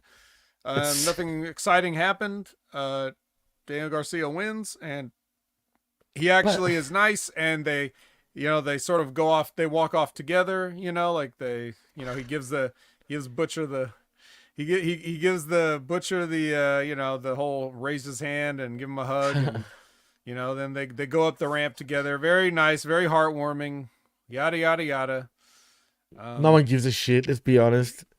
It's so fake. The crowd did, I guess. So hey, the main point that we could take away from this is Daniel Garcia was not in the main event. So that's all that matters in the end. Like, as far as my a la carte system goes, that's good enough. How I gauge it. Right. That's where he belongs. Not in the main event. So I'll even take it. Here you go. A little Daniel Garcia, a little sprinkle of Daniel Garcia flavor on the. Now that impresses me. Yeah. But can I say, Vet, man, what I don't like, and this is what takes me away from it, really, the Butcher would eat this little prick alive, bro. Really, right? In a real fight, I think, right? Like, does it look like believable? But he also kind of looks like an old man, so I don't know. That's true too, and he kind of is a little bit out of shape, you could say, but in good enough shape for what he is. But still, Garcia's too small, dude. He's got no legs. He's got no arms. No chest. I just can't. No, definitely no chest. I can't take him seriously beating guys like this just by size, not by status or who's above who on the card. You know what I mean? We got to bring in Dijak for him to go over on now. Oh my god, that I'd be cool with though. Right. Because that's how much I rate Dijak. I just don't rate him at all. But yeah, don't be surprised. Expect him in AEW. Seriously. It'll be the biggest signing of 2020. Imagine he says that. Expect me. Expect me. It sounds familiar, but I can't put my finger on it right now. Oh, it was David Finlay. That's who it was. I'm sorry I brought it up. Lexi is with Will Ospreay, and here comes the Don Callis family, and he's like everybody does. He says, I got to do it on my own. I can do this on my own. I don't need your guys' help. And then who was this person that comes in at the end? Was that Roosh? It was Roosh. He rushed in and pointed, pretty much. He didn't say anything, if I remember. Yep. Well, Don Callis. Okay, so after his match with MJF, he was in the locker room, and Don Callis came to see him, but then the camera went off because it's wrestling, and no one would ever think to continue filming something that might be interesting. So they just left it there. So now we didn't know what happened there, but now Roosh is coming back like, oh, now what is Roosh gonna do? Even though he says anything, and now the camera goes off. So intrigue. Oh, suspense.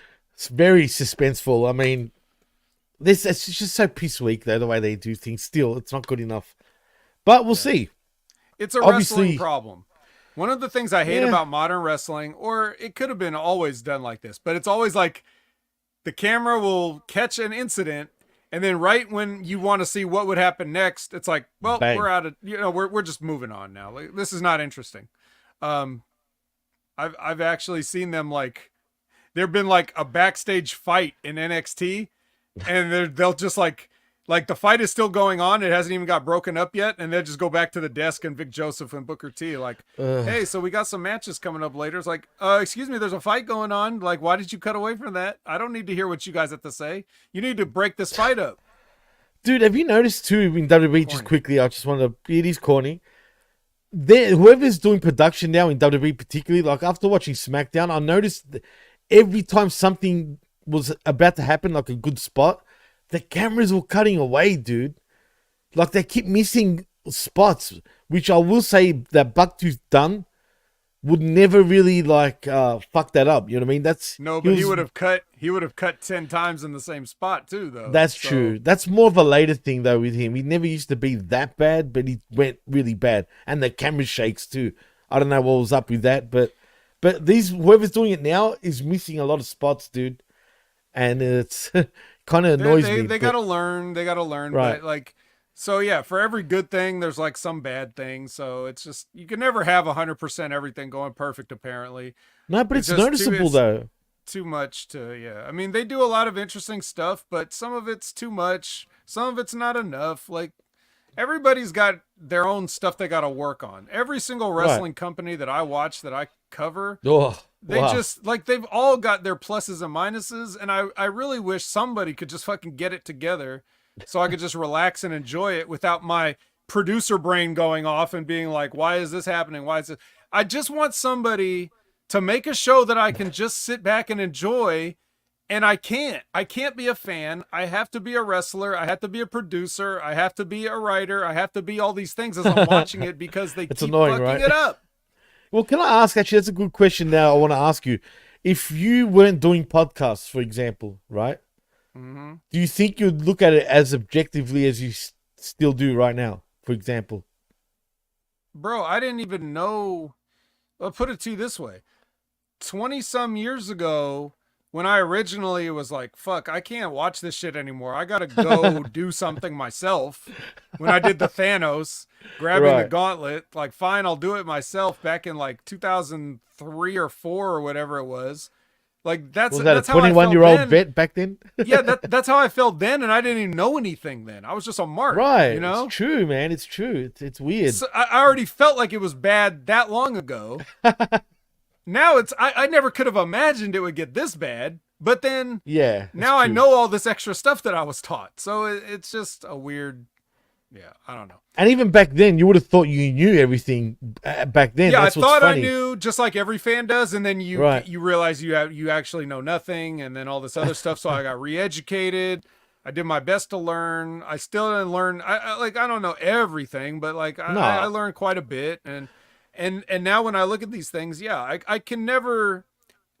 Once you've seen how the sausage is made, you cannot and you're look in the at business, it the so it's that would fuck it's it too bad. late now.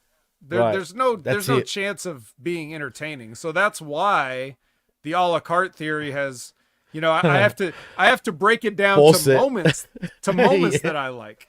Like I can't grade Daniel Garcia's whole segment. I just have to grade that he's not in the main event. Like, that's the only thing about it that I give a grade. Oh, he's not in the main event? A+. That's Bang. it. So that's just how it is. But anyway, good answer though. I like that. I like the way you answered it, man. Yeah, and I speaking of answers, I just want to throw out Lab Rat asked a while ago. Did Butcher ever win in AEW as a tag team or singles? No, he didn't. The end. I mean, he won. I mean, there's probably a random tag match he won on AEW Dark, but nothing of any significance. Didn't Butcher get released with the Blade and the Bunny initially, but now he's just working on, like, whenever they need him? I could have sworn he got his contract expired or some shit. I could be wrong. It doesn't matter. He's irrelevant. He's around as of last night. He's still there. I don't know where the other two are. So, but, the sound bite. What's your name, fella? Triple H. Shout out to Big Ray. Shout outs to me. I'm the one who gave him that soundbite. Really? I forced him to use that. That's one of the few contributions I've made, was that I think it was from like a Botchamania thing where they did like one of it was. I remember now. And I was 100%. Just like, oh, this is too good. We got to use this. So, well, see, I didn't know that. Shout outs to me. Shout outs to the vet. I mean, I actually didn't know. You never told me that. But I love it though. What's your name, fella? The Simpsons thing, whatever, and Triple H. It's funny. All right. So next we got a little promo for the Brody edition Reeboks, Brody Lee edition Reeboks. They look like the shoes look all right. Like, they look cool. So what's So going on here? if you want to buy those, the proceeds go to a good cause. Absolutely. Actually, everyone should go and try to buy those because it is for a good cause. But my initial thought now is, so is AEW and Reebok now collaborating? Is that a thing now? Apparently, I mean, there must be something, or at least maybe just the individuals. Like, it could have been a thing with the Bucks individually, maybe the Brody Lee family individually.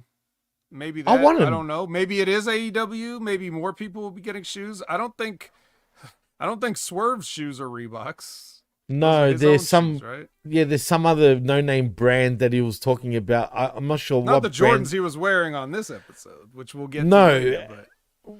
which is funny because not long ago he was saying, see, they're not Jordans anymore and blah, blah, blah, but here he is wearing... I don't know what's going on there, but we'll get to that. Who knows? Hey, you know what? You know what is going on? Lexi is with Jack Perry, and Jack Perry's like, I don't see why I should be in this match. I'm not going to be in this match. I agree with him.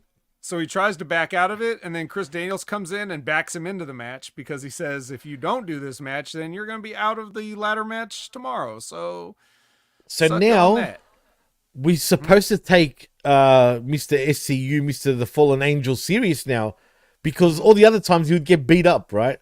When he tried to... Shirt. Oh, so that's what makes him diff. So now he's the what's his role again? He's the, what do you call it, man? The role that JR and Triple H used to be. For some reason it's gone blank in my head. Talent relations. He's talent relations guy. That's what he is. Mm-hmm. So now he's all serious. I feel like he's trying to pay. The GM. He's Adam Pearce now. I was just gonna say, you took the words out of my head. I wasn't gonna say Pearce. He reminds me more of Aldous the way he's acting, though. Yeah. It's better if you got a bald white guy to be your authority. Aldous still has hair, so a small bald white guy. And he has a suit jacket. See. Aldous doesn't just wear the shirt like Chris, but he's not just a fallen angel anymore. This version is the chief. But I like this. I like Chris Daniels getting things done. You know, just like that time. Just like that time we were in the elevator and he asked me what floor I was going to and he pushed that button for me. He got things done, you know? He told me that story. Yeah. That's funny. And no, it was actually one of his better promos that I've seen in a long time on this very show and others, obviously. I actually didn't mind the way he put his foot down and actually stamped his authority for once. Right. Well, we're getting a lot of, like, whatever you want to call them, segments, bits, incidents. There was a lot in this show. Like they're just moving along, boom, boom, boom, boom, boom. Which was Don't good. Spend too long on it. Let's just go. And it was great pacing, man. Yep. And then next is an Owen Hart tournament match. It's Shida versus Deonna Purrazzo. Hikaru Shida versus Deonna Purrazzo. They have their match. Shida wins with her whatever knee move or whatever, and then everybody has like a running knee move. Apparently, everybody, bro. Everybody. Like, come on, man. You know, it's nothing. They're just it's lazy. And speaking of lazy, is it just me, Vet? But has Hikaru Shida put on weight, dude? Her face is gone all puffy. Her backside, not that there's anything wrong with it. She's still got a decent backside, but even that seems a little, on the flubby side. She's not fat. Don't get me twisted. Compared to what she used to look like, though, it seems like she's put on quite a bit of weight. Her face looks a lot more puffier too, dude. I don't know. Could be the hair, could be the blonde hair, but I don't know. Am I tripping? She got a haircut. I don't know. Revamped, you're right. Lady Frost is looking good. She's in the best shape she's actually been in a long jacked, time. Absolutely. Her husband's very jacked. I guess the tan comes from like, the sun shines on the snow crystals, which magnifies the light back and gives her an extra tan. Absolutely. So when she melts, when she's like melting, right? Basically, it becomes like a spray tan, and then she's like tanned. Yeah, right. That's how it goes. I get it. Yeah. So everybody looking good. Shaming. And then, but Deonna does that thing, which is my favorite, where you take somebody's finisher and then you just get back up and start kicking their ass after the match. Like, I guess you're not that hurt, right? So don't sell Not at all. Fuck selling. Yeah. But then Rosa comes out. Thunder Rosa runs out and prevents this revenge. La Mera. Deonna. So maybe they're still not finished with their business. Maybe. Again, where is Tony Storm and Deanna's little friggin' feud, which was actually a lot more meaningful than Thunder Rosa and what do you call her? Diana Perrazzo, the virtuosa. Virtuosa, yes. It sounds like a pasta. Yeah, it probably is. The virtuosa, eh? Start Uh, doing this. She needs to start doing this when she walks out of the ring. I mean, God. Good. FBI She's come out in 2.0. jeans before, looking very Jersey, but Joyzy. Joyzy. Jeff Jarrett, another promo. Jeff Jarrett. I don't know if this is a new one or if it's just more footage from the other one. It was apparently last there's week. like a 9-minute full version of that thing that we saw last week, but I haven't saw watched that. it yet. It's on YouTube, but I haven't watched it yet either. I was about to click on it, and I'm like, nah. 9 minutes. 9 minutes, yeah. I was like, nah, That's like I 3 like the collision promo. segments. Yeah, well, this week, yeah, for sure. Yeah. Well, here's where Tony is. She does a promo. It's like a promo. It's like her backstage doing a promo, like a speech or whatever. So Right. did you like it? She reminded me of the old Chelsea Green hot mess type of character, dude. It's starting to like really show. She's really starting to remind me of that with the smudged lipstick and whatnot. So no, I didn't like it because again, I know a lot of people love this Tony Storm stuff, but I'm going to say it again. I'm going to ask this question again. Do people love it that much because everything else sucks pretty much that she stands out? Because I think whatever she's doing right now is kind of overrated at this point. Sure, it was good at first. I feel like it's played out now, Vet, for me. Well, it's not going to change anytime soon. Like, if It you doesn't think look it's played it. out already, it's just going to seem worse and worse the longer it goes on for you. But I guess if you're loving it, maybe it's the best. I don't know. It depends. I guess your mileage may vary. Your menu may have different. Maybe you order a Tony Storm, maybe you don't. I guess it's up to you. But I'm just I'll over take it the now. Tony Storm match, but the gimmick, Oh, yeah. I could leave. Absolutely. No, I agree with that. That part, absolutely. It's nothing against her in-ring ability. I'm a big fan of Tony Storm's. I just think right now she's running out of ideas, in my opinion. Yeah. Well, the chat can let us know what they think about Tony Storm's promo last night. But now it's time for the actual main event. It's the trios match, Jimmy's favorite. The only way you can end an episode of Collision with the trios or perhaps a quattros. The only way, because that's standard now for this show, unfortunately. So we got Dante Martin, we got Leo Rush, and we got Mark Briscoe, the Ring of Honor champion, against Konosuke Takeshita, the Scapegoat Jack Perry, and El Phantasmo, my favorite. I'm a fan of Phantasmo. I love no, really. Phantasmo. I love We are so Phantasmo as blessed. well. I haven't seen Phantasmo in a short while, man. I was actually pleasantly happy to see him come out. It's a shame he doesn't use his old theme anymore, though. Yeah, You know, this the new one old is bwah, really, bwah. really, I do not like it at all. I hate it. But It's not him, bro. it's not, but whatever. We'll just have to take what we could get. Don Callis comes out for commentary. The story of this match is that, Jungle Jack is going to pick his spots because he never wanted to be in the match in the first place. So he's never going to tag in. But then every time his team is about to lose, he's going to make a save. So like he'll keep the match going, but he doesn't want to do anything himself. Obviously, he's going to get, somebody's going to catch him and his own partners are going to get, they're going to kind of like get mad at him and all this other stuff's going to happen. He'll get his eventually, but overly like stays out of the match for the most part. Then Takeshita hits, hey, guess what? Another running knee thing to Dante Another Martin. running knee. Yep. Because of all the moves that Takeshita does, his finish has to be a knee, right? Not the crazy spinning power bomb or not any of the other stuff he does, but just this knee. Well, you know what's funny? Do they not watch each other's matches or some shit? Like, do they not I guess not. pay attention? Clearly. Because what is the Japanese obsession? people don't even talk to each other. Clearly. Shida and Takeshita are not on speaking terms. They're going to use the same finish without even knowing it. God, man. Maybe they think we're on Collision. No one's watching. Let's just all do the same move. I have no idea, man. It's bizarre, dude. I don't know, but for me, I always was kind of aware of what other people were doing. So I didn't want to repeat anything. As you That's should just be. me, but maybe it's different for them. Who knows?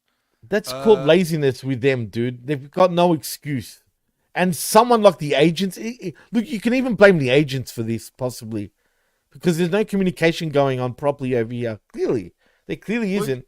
If you got a run sheet, you're not going to write down every little spot in the match, No, per se, of course but not. you're Right. going to have the finish usually, so that people know. So anybody should just be able to go to the run sheet and look at the list of finishes, and then if they see that you're doing the same thing as somebody else is, maybe you could change it if you look. But maybe nobody looked, or maybe their knees are just a little different. Maybe. Doesn't matter. Could be. Point is, none of this really mattered. This was just all the guys that are going to be in the ladder match on a random 6-man, So It wasn't even that long, to be honest, for not that 6-man. long. It was a good length of time because the actual end of the show wasn't the match. So it was like, they did their match. Mark Briscoe was in it. He made comebacks and did, redneck kung fu. El Phantasmo was in the match. He did good selling and, athletic stuff. And then after the match is over, they all start fighting over that TNT belt until Mark climbs up the ladder and jumps on everyone who's outside the ring. And, there you go. Mark Briscoe doing Mark Briscoe things, man. That's what this was. You know what I mean?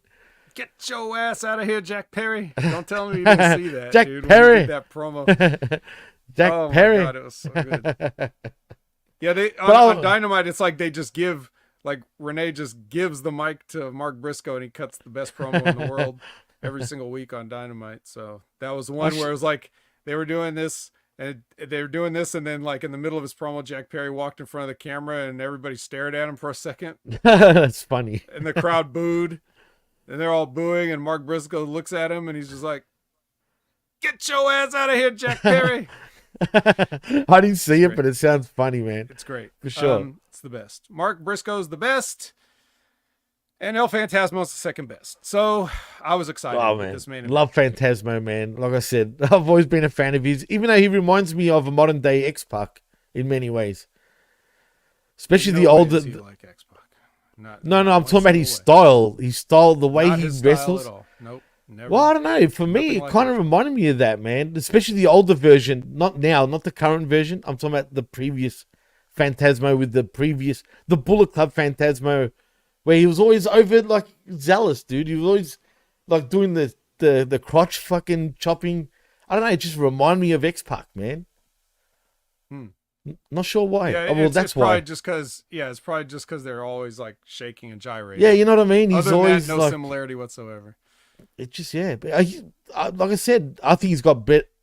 X-Pac was I think people shat on him too much, but Phantasmo I think has got potential to do good things even in North America. But again, I think he's been in Japan for a little too long at this point, Vet. I think it's time for him to actually start looking elsewhere, man. Well, he's a Canadian. So he is he'd Canadian. Probably be a little more right. at home in North America. Probably be easier travel. But I think New Japan's giving him a good position right now, which is probably why he stayed over there. But fact is, what's good about him is he can work, right? Like you could tell he's not like a spot monkey. He always he does very athletic moves, but he always puts them in a right place with good psychology. He does little things that you see that real good veteran wrestlers do. So whoever trained him really knew what they were doing and he really learned it. I like the way he sells. I like the way he thinks in the ring. And I like the fact that when he does those high flying moves, he's always like very accurate. Like he never like lands with his knees on somebody's face or any of those. Like he's always like floats in the air, lands perfectly. Like his timing is good, everything. Even that dive he did on the ring where he dived on Leo Rush, like did the suicide dive.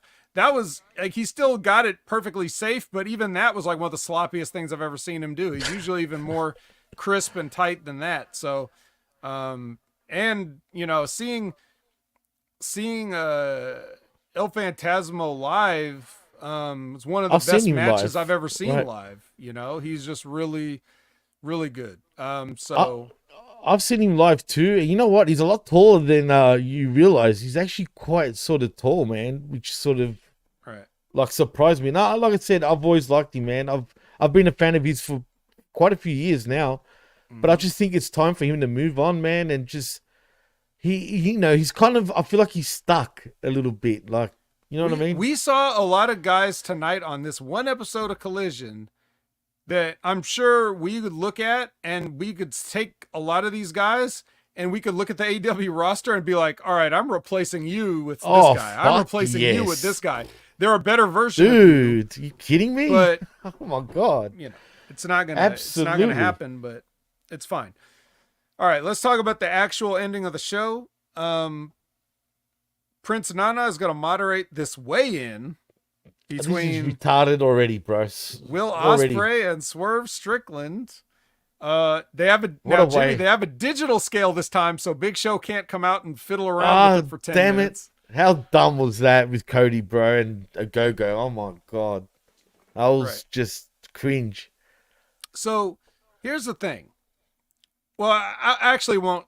I'll save my comments till I get through the whole. I'll tell people what happened first. So anyway, they strip down to their shorts, and they get on their way in. If anybody cares, they say Will Ospreay weighs 220 and Swerve weighs 230, and then Nana has them come out and pose for the photo where they get face to face. They're uncomfortably close, look like they're gonna maybe kiss each other real quick, and then but they're too angry. No kiss, no te amo, and then they back off, and then Nana says, "Did they have any comments?" And Will Ospreay stopped saying "bruv" and started saying "son" a lot instead, and then Swerve unnecessarily made a personal comment, and then that started a fight, and then they pulled him apart, and then Will Ospreay hits him with a flying hidden blade from across the stage, knocks him out, and that's basically how it is. But the line that Swerve said, I wrote it down because it was funny to me. It's like he says, "You're dressed like a bum, I'm dressed like a businessman."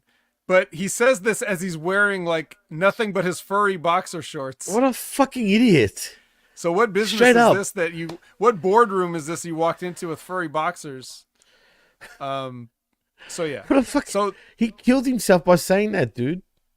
Before I get your thoughts, Jimmy, I just want to say this. Go for it, man. I would like the idea of the weigh-in and everything they did and Prince Nana and all this stuff, like the way they did it is fine. However, they only do it when they want to do an angle about a weigh-in. If you would just do a weigh-in for every big match, then it would be like, okay, and then maybe nothing happens at the weigh-in. If you treat it like UFC, UFC does the weigh-in, then they do the photo pose, but the UFC does it every time. And the guys usually don't get in a fight at the weigh-in. Sometimes they do, and then it gets more exciting. So if you only do a weigh-in when you're going to have a violence, then it becomes an angle alert, and it's not interesting. You have to have a weigh-in every time or never. It's all or nothing, right? So either do the weigh-ins or don't. I like it if they do the weigh-ins, but if you're only going to do it for stuff like this, then just don't do it. It's bizarre, man. You can't have it both ways. You're spot on again. You can't. Either you stick to it or don't do it at all. And that's the issue with AEW. Even with the rankings, Vet. I'm still lost on, is the ranking system still going? Is it not? It is. And if it is, how do they work it out? Because clearly they don't know how to work it out. To quote Mark Briscoe, perhaps. Perhaps. But seriously, yeah, it's the same deal. I don't know what I don't know whose idea it is with these weigh-ins and whatnot. But again, like you said, with Swerve saying what he said, I dress like a businessman and you're like a bum, bruv, basically. That just makes them both look like idiots. You know what I mean? By just that alone, while he's wearing his fluffy friggin'... And what's even worse, Ven, I was telling you this off the air, what I couldn't help but look at was the big black dude that was with Swerve, bro. Mm-hmm. That guy took my attention instead of Swerve and Ospreay. You know what I mean? And that's a problem. If you bring your entourage, Swerve, please don't bring out guys that are bigger than everybody, because it's stupid and they should know this, dude.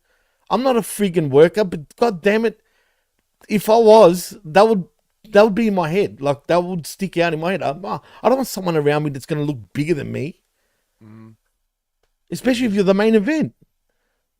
Yep, you're the champ. Yeah, optics, exactly. It's all about optics for me, man, in this sense. Right. But and we're back to like evil Swerve, dark Swerve. Again, what's going on, bro?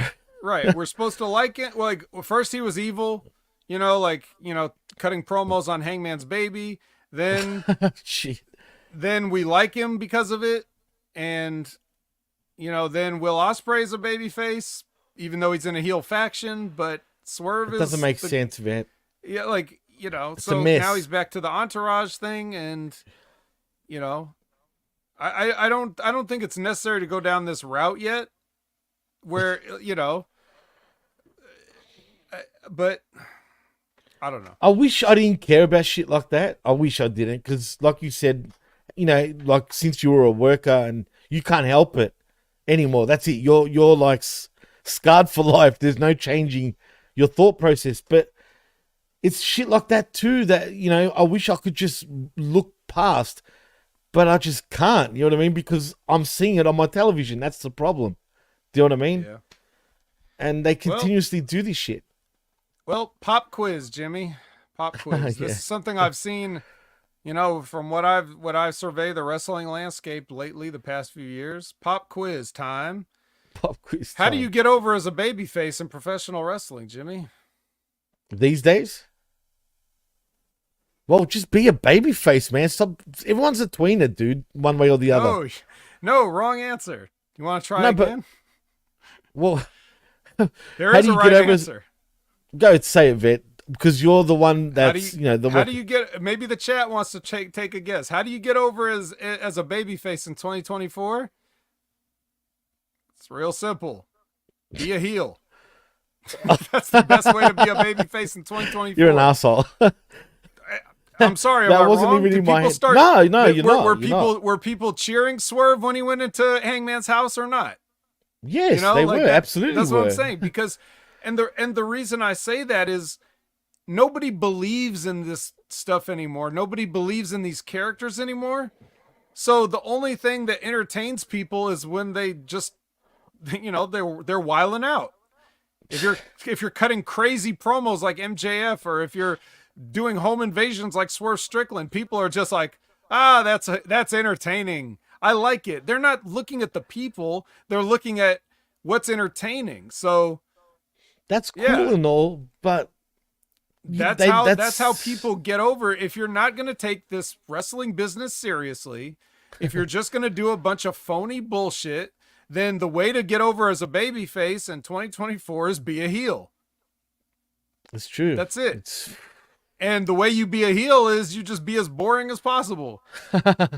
That's a heel. Like in 2024, be as boring. Yeah. Try to be a white meat babyface in 2024. You're a heel now. Well, that's their fault, boring. Dude. But that's on them. They caused this. They're the ones that made this. I'm not saying just them. It's all of wrestling when I say this, right? I'm not just talking about AEW.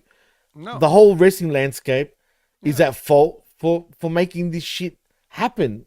You know what I mean? I don't know how. Sorry, continue. What are these people on SmackDown chanting "We want Roman" for? I know, dude. He spent this whole time like cheating to keep his title and running away from Cody and all this stuff. But he comes out and he says things like "acknowledge me" and everybody loves it. So he's a babyface. We want Roman. Fickle, bro. It's called It's called fickle. Yeah, I know. It's dumb. It's dumb, bro. It's stupid. It's ruined pro wrestling in many ways also. You know what I mean? So now you just got to go, like, you just can't care about that shit anymore. Like, for real. Otherwise, you're just going to get upset. Kevin Nash and Scott Hall. No, really. But that's, actually, you know what, dude? You're right. The NWO was the beginning of that shit. Straight up. That was the beginning of the heels being so cool that they were baby faces, essentially. I mean, come on. Remember the survey time? Mm-hmm. Who came here to see WCW? Everyone would be booing. And then when he says, who came here to see the NWO? It's one more for the good guys. And what's sad is that Scott Hall knows better, really. He knows this, but he still went along with it. You know what I mean? Yeah, That's he being a didn't mark care for anymore. yourself He was in a just way, getting bro. Payday at that point. He was being a payday. mark for himself. Come on. Yep. And then you got guys like, Dwayne Johnson, the Rocky Maivia. That don't get over. You know what gets over? Telling everybody that you all love him and he's the people's champion and everybody loves The Rock and yada, yada, yada. And everybody's like, you know what? I do love The Rock now. Yeah. Be a babyface, I hate you. Be a heel, I love you. Well, And you Steve saw Austin. He hates everybody and beats everybody up and drinks beer, and he was a baby heel. face. He was a fucking heel, bro. Like Yep. he was. He really was. And then it flipped. Those late 90s, Monday Night War period is what flipped the script, dude. And that's year what we was got today. 1996, and heels. Yeah, became 96. babyfaces. 1996, bro. Straight up. You're right. That was the change. And at the time, it felt fresh, though, even though it was the wrong thing. But at the time, it just felt different. And I guess everyone was into it. But in many ways, that Monday Night War period ruined pro wrestling in so many different ways that we're feeling it really now more than ever, dude. They won't admit that. If someone said that to Nash, for example, he would shit all over you because you'll be in denial about it. But Right. the sad truth is, Kevin Nash is going to wave his bank account in your face. So Yeah, obviously exactly. he's right. And that doesn't look, I'm not holding that against Kevin because I don't think he would have thought, that far ahead. And maybe if he knew everything that was going to happen in the future, maybe he would have thought about things differently because he still was going to make that amount of money anyways. oh, fuck yeah, absolutely. But I'm just saying, like, it is what it is, man. It doesn't even matter. It's I know, it's done. What's done is done. That's yes, it. it's too late. You can't put the toothpaste back in the tube. I mean, you can, but it would take forever. Like, you have to retrain the audience over a period of years. Yep. And you're right. That's it. So the sad but so true if you want to sort be a of thing, baby face in 2024, be a heel. If you want to be a heel and get people to boo you, then try to be a good, upstanding citizen that plays by the rules, and everybody's gonna boo the shit out of you because you're boring. Be Rocky Maivia all over again. That real white meat baby face, as white meat as you can get, man. That's your heel in 2024. Oh well, shit happens. That's why I'm surprised that Cody is the only sort of one, even though he's got heel tendencies in many ways, dude. Maybe I'm seeing things, but there's little things that he does that reminds me of like being a heel. But Cody is the real exception at the moment, if you want to call it that. Because for whatever reason, the fans have stuck by him. The WWE fan base has anyway. But even that, soon it's going to get old. And, it's going to switch again. But we'll see. But you're right. There's no fixing this. And if you were to fix it, it's going to take way too long, man. No one's got time to, sit there and... Yeah, I mean, they have the time and they can do it. I just don't know if they want to. That's all. Do you think they think about it, though? Like, surely they talk about this shit, bro. I don't know. But I guess it just depends on the individual. What do they want for that person? Like, they have to figure out, okay, I got this person under contract. Do I see them as... if it was me, okay, let's... Short tangent. Okay. If I'm in charge and I've got a talent, okay, whoever that is, just throw a name at me. Whoever, Jimmy, just throw a name. Any era? No, just right now, today. Okay, right now, let's say Hangman, for example. Okay, Hangman. So I'm going to sit down with Hangman and I'm going to ask, the first thing I'm going to ask him is, what do you see for yourself as, like, who is Hangman Adam Page going forward? Like, what do you want out of your, like, where are you trying to go? And then depending on his answer, if I agree with what he says and I can see that vision the same way I couldn't see it for Dijak, say, right. But I would be asking him the same question. Dijak, what do you see for yourself? And if he told me he sees himself with the aviator shades and a leather coat, I'd be like, right? If Hangman says, hey, I see myself as a drunk or whatever, and I'm like, well, I don't know if I really see you as a sad sack drunk with butterflies. Maybe what about this? Right. I need to know what they think who they think they are. And then I have to see how does that align with the way I see them when I look at them? Can there be a Venn diagram where the person that they think they are, the character they think they are, and what I see them as come together. Is there a meeting point? And then we try to get there. And then we could figure out, okay, does this person a heel or a baby face? Like, should the people be behind you or should they be against you? And I'm not going to turn you just to turn you. I'm going to stick with you and make it work. Right. Yep. We have to know how to get the people behind you. Got to toughen it out. You got to toughen it out, man. Because that's what no one does anymore.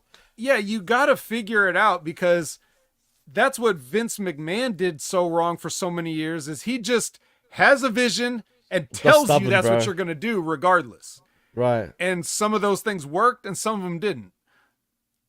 But I think you need to have somewhat of a collaborative process so that it's easier to get where you want to go with everybody, because then each person is going to be bringing in a revenue stream.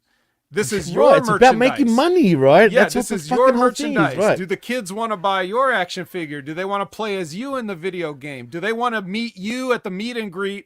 Do they want to get your autograph? Do they want you to come do their fundraiser? What kind of a character are we working with here? What are you going to be for them? And that makes the company money. That makes you money. Everybody wins when you do it that way. So you have to figure these kind of things out. That's how I would do it. But it's simple, if that's dude. Not important it's a simple to them, solution, right? Yeah, but you see guys like Cody are like, he's very invested in who he wants to be. So it's very obvious where they go, and what he's doing right now is working. So and credit to them for that. That's why, because they see it, he sees it, they're on the same page, and they're going with it. It's not going to work for this thing with Swerve. Like, Swerve's got all the potential, but the way they're doing it right now is half-ass. Either he's not speaking up, or he's speaking up too much, and this is I don't know whose fault this is, but I think it's just weird how he's just going back and forth with his gimmick. It's inconsistent, and I don't know how I'm supposed to feel.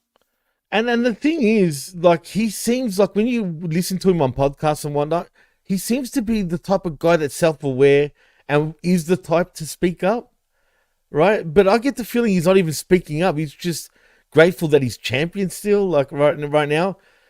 And if he is, like you said, maybe speaking up too much and this is what he's eating shit now, even though he's the champ, because they're not pushing him as the guy. I'm sorry, they're just not. I don't look at him as the guy. If anything, he's gone backwards since he's become champion, Vet. He truly has, dude. I'm not as invested in him as I was for years before that. You know what I mean? I've always been a fan of Swerve, even during his independent days. Do you know what I'm saying? I just don't understand, like, what's happening, particularly in that company, in AEW. I don't know. I don't know anymore. I really don't, bro. I remember seeing the Swerve Strickland and MLW as the champion coming out to Ain't Nobody by Shaka Khan. Bro, how good is that, dude? That entrance alone and that's where I'm like, awesome. Okay, I see this. I see that that kill shot guy. I see this. I can see Hell this guy. Yeah, bro. I love that entrance, bro. That's legendary to me for him. And you know what I mean? Current Swerve seems like an evolution, but it's not all the way there. Dude. Nope. It's not all the way there right now. It's not. He was oozing charisma, dude, with his entrance with that song, bro. He'd come out like, dancing sort of thing, like, that bam bam bam and then you know what I mean? I love it, bro. That's what got me into him, like, for real, man. And Tony's got money. He's also doing a weird thing where he's like putting makeup on to make it look like he's got bags under his eyes, like he's not sleeping, like he's getting corrupted, like he's some kind of anime villain or something. Like, thank you for bringing that up, because I thought I was tripping. I was saying to D, I go, "What's up with his eyes?" Yeah, and D's like, "He's wearing makeup," and I'm like, "No, he's not. No, he can't be." And then, his purple Swerve. Yeah, no, he's got to stop that shit. Stop doing that shit, please. Because it just looks weird to me. But he's borrowing. I don't know. He's borrowing the CEO's compact.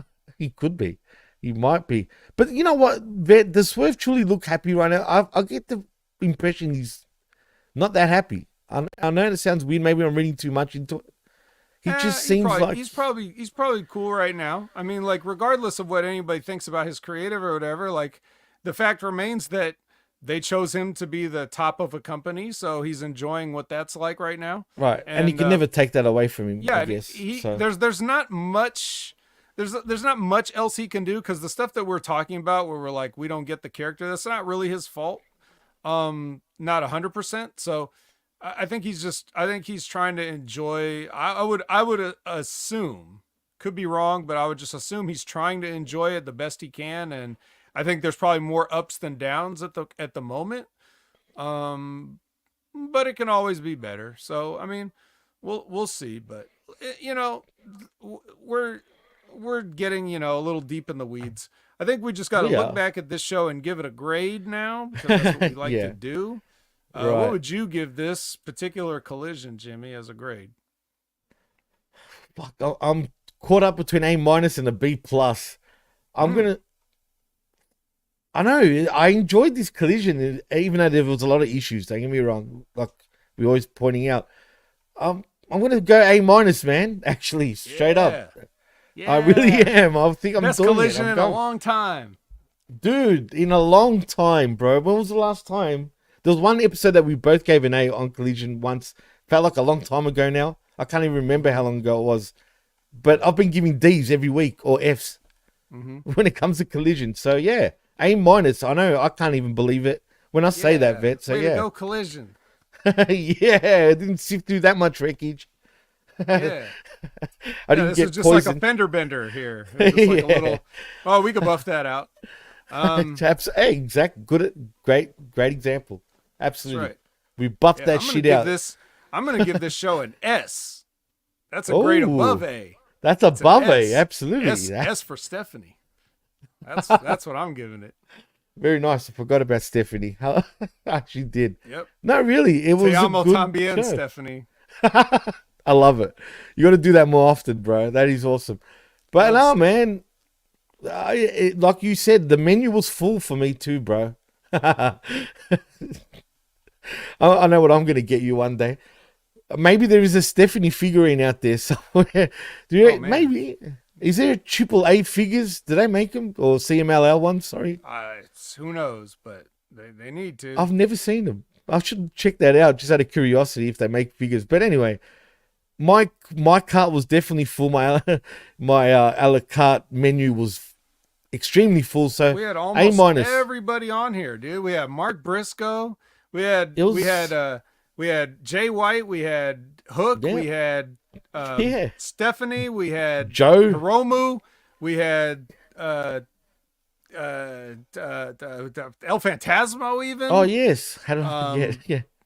Yeah, we had Ishii as well. Pitbull, Yeah. With Orange. We had the Zack Sabre Jr. promo with Orange. That even entertained me too, man. I liked a lot about the show. Yeah, we had Deep going over. Yes. You know what, Vet? It felt like all the items. It felt like a go home show for once, dude. A brief Roosh. Very brief. He didn't even say anything. He just pointed. Yep. He just showed up, and that was enough. Yeah. A little garnish, a little Roosh garnish. Was he wearing the bull mask? I can't remember. I think he was, wasn't he? No? Okay. I don't know why. I don't know why I pictured the bull mask on him, for him in the suit while wearing that. It would look funny, but maybe it's just my mind playing tricks on me. I think the only person really missing was MJF. He wasn't on it, but he doesn't do collision, bro. It seems he just doesn't want to be on the show. He did. Remember that one time? He had a match with Kenny Omega on Collision before. Oh yeah, that was the only time, bro. He's done more appearances on Rampage. He'll do what he's told. Yeah. Damn it! If you tell MJF to get on there and cut a promo on Hechicero, we had Hechicero. I didn't mention him. Shit. How did I leave him out? My favorite. No, I forgot too. Look, you had a lot of things. There was a lot of things. There was something for everybody on this show, 100%, man. And it got me kind of, it was all for you mainly, but I had a lot on my menu too. Nice. But it kind of makes me look forward to Forbidden Door, but if it's going to be 20 hours... Three doors. 3 doors, yeah. Got to do it in a 3-day space, man. 100%. Can't do it any other way, man. Just can't. Yep.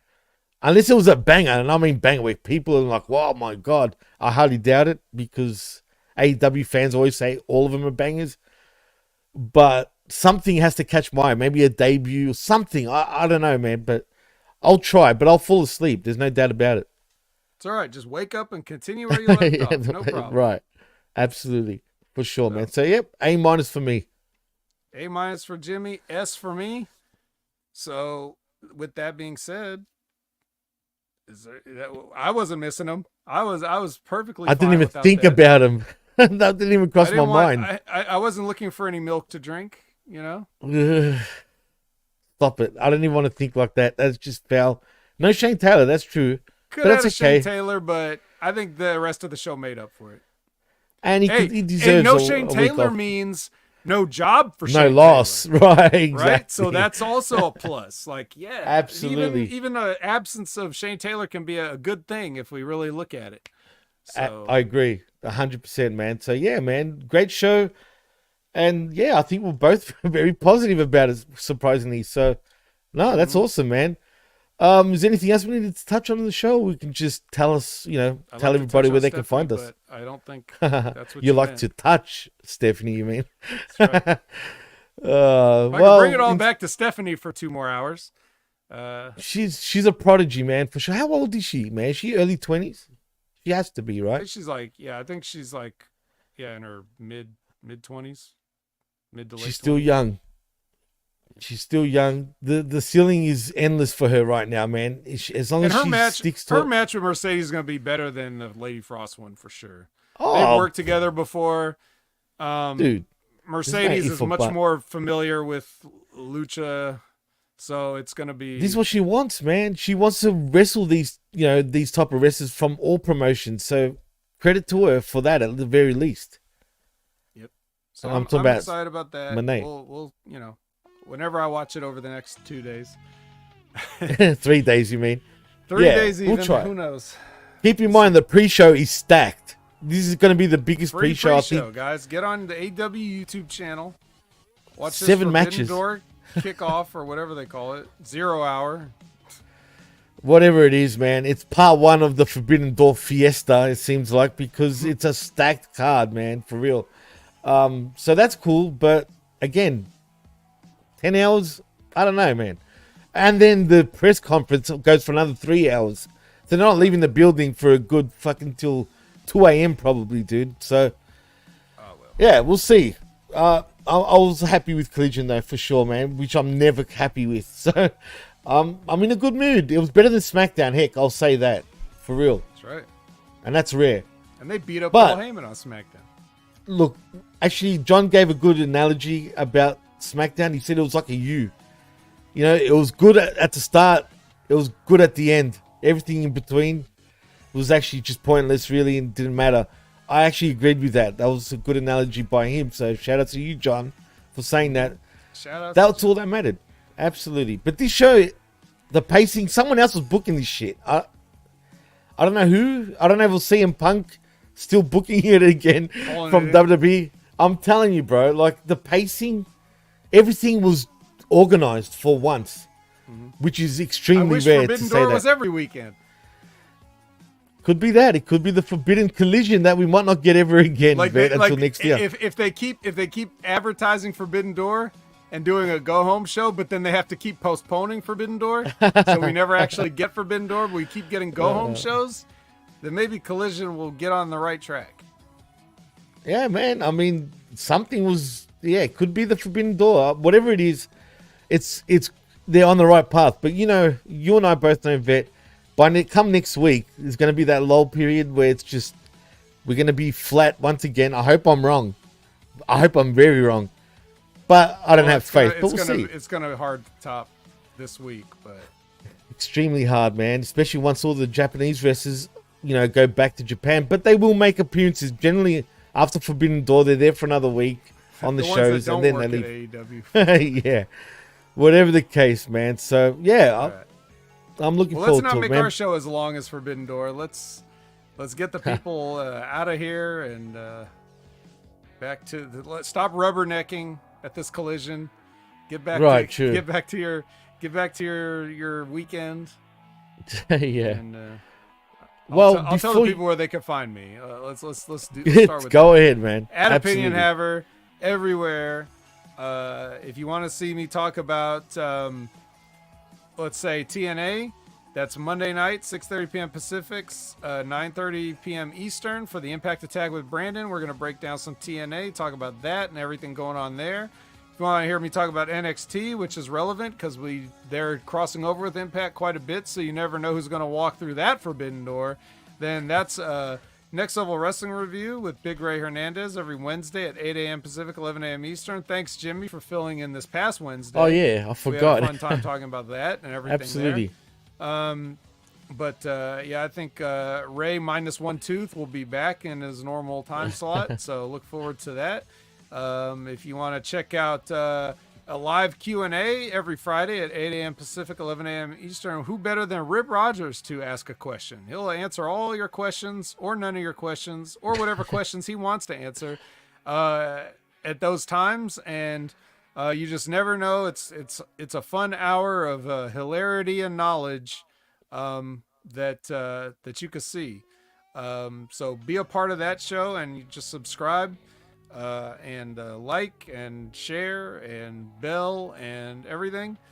If you want to check out Stevie Richards, he's gearing up for the Stevie Richards show, and that's going to be a new show that he's launching with the that one guy from Wrestling Shoot Interviews or whatever WSI stands for. They're going to do a show, and it's going to be Wrestling Shoot Interviews, it's called, and is it's that out what it right is? now. Yep. Okay. And it's out right now. You can go and check it out. Oh, okay. So there you go. Stevie Richards doing that hot news stuff, and then he's also got his same stuff with the fitness. He's still reviewing fitness products and everything. I was asking him after I saw like an Instagram story from Zia Lee working out in her garage gym. I was like, did Zia Lee move in with you, Stevie? So, but he's still got a garage full of stuff. He's reviewing, so check that out. And then I'm gonna throw this one out there too. JTG just recently launched his YouTube channel, so if you want to check out Jay the God and all of his little he's got nice short bite-sized videos, 5 minutes or so, with things like his first meeting with Vince McMahon, or the thing that got him the most heat, or 5 things that'll get you heat, or those type of things. So check out his channel. He's trying to grow that channel, and that's it for me, Jimmy. Yeah, and by the way, if anyone gets a chance, go and get his books, man. I'm talking about JTG's. I've got both of them. Damn, why did I write this book 1 and 2? Part 1 and 2, right? And they're a blast to actually read. Even though he doesn't mention names, you know exactly who he's talking about. Put it that way. You know what I mean? Which is hilarious. And he's a great storyteller, man. And so yeah. But if you want to follow me on the Twitter, the X, you can at DJ MassFX, and also at the PWC Network. Like and subscribe right here at channelattitude.com, where for $5, not only do you get the realest, but also the best talk in all of pro wrestling, and also HamidMediaGroup.podbean.com for our affiliate shows, and the PWC Network.podbean.com for other shows. And Vet, I think that's a wrap. So in saying that, I am Jimmy T, that is the Vet Jamie Williams, and you've been listening and watching the HMG Saturday Night Wreckage right here on channelattitude.com via Hamid Media Group, and we're out. And thank you to everyone that's joined us, and thank you to everyone that's actually brought our numbers up. We're way up, Vet, all across the board. So thank you to everybody that's tuned in, and we'll see you very soon. Peace.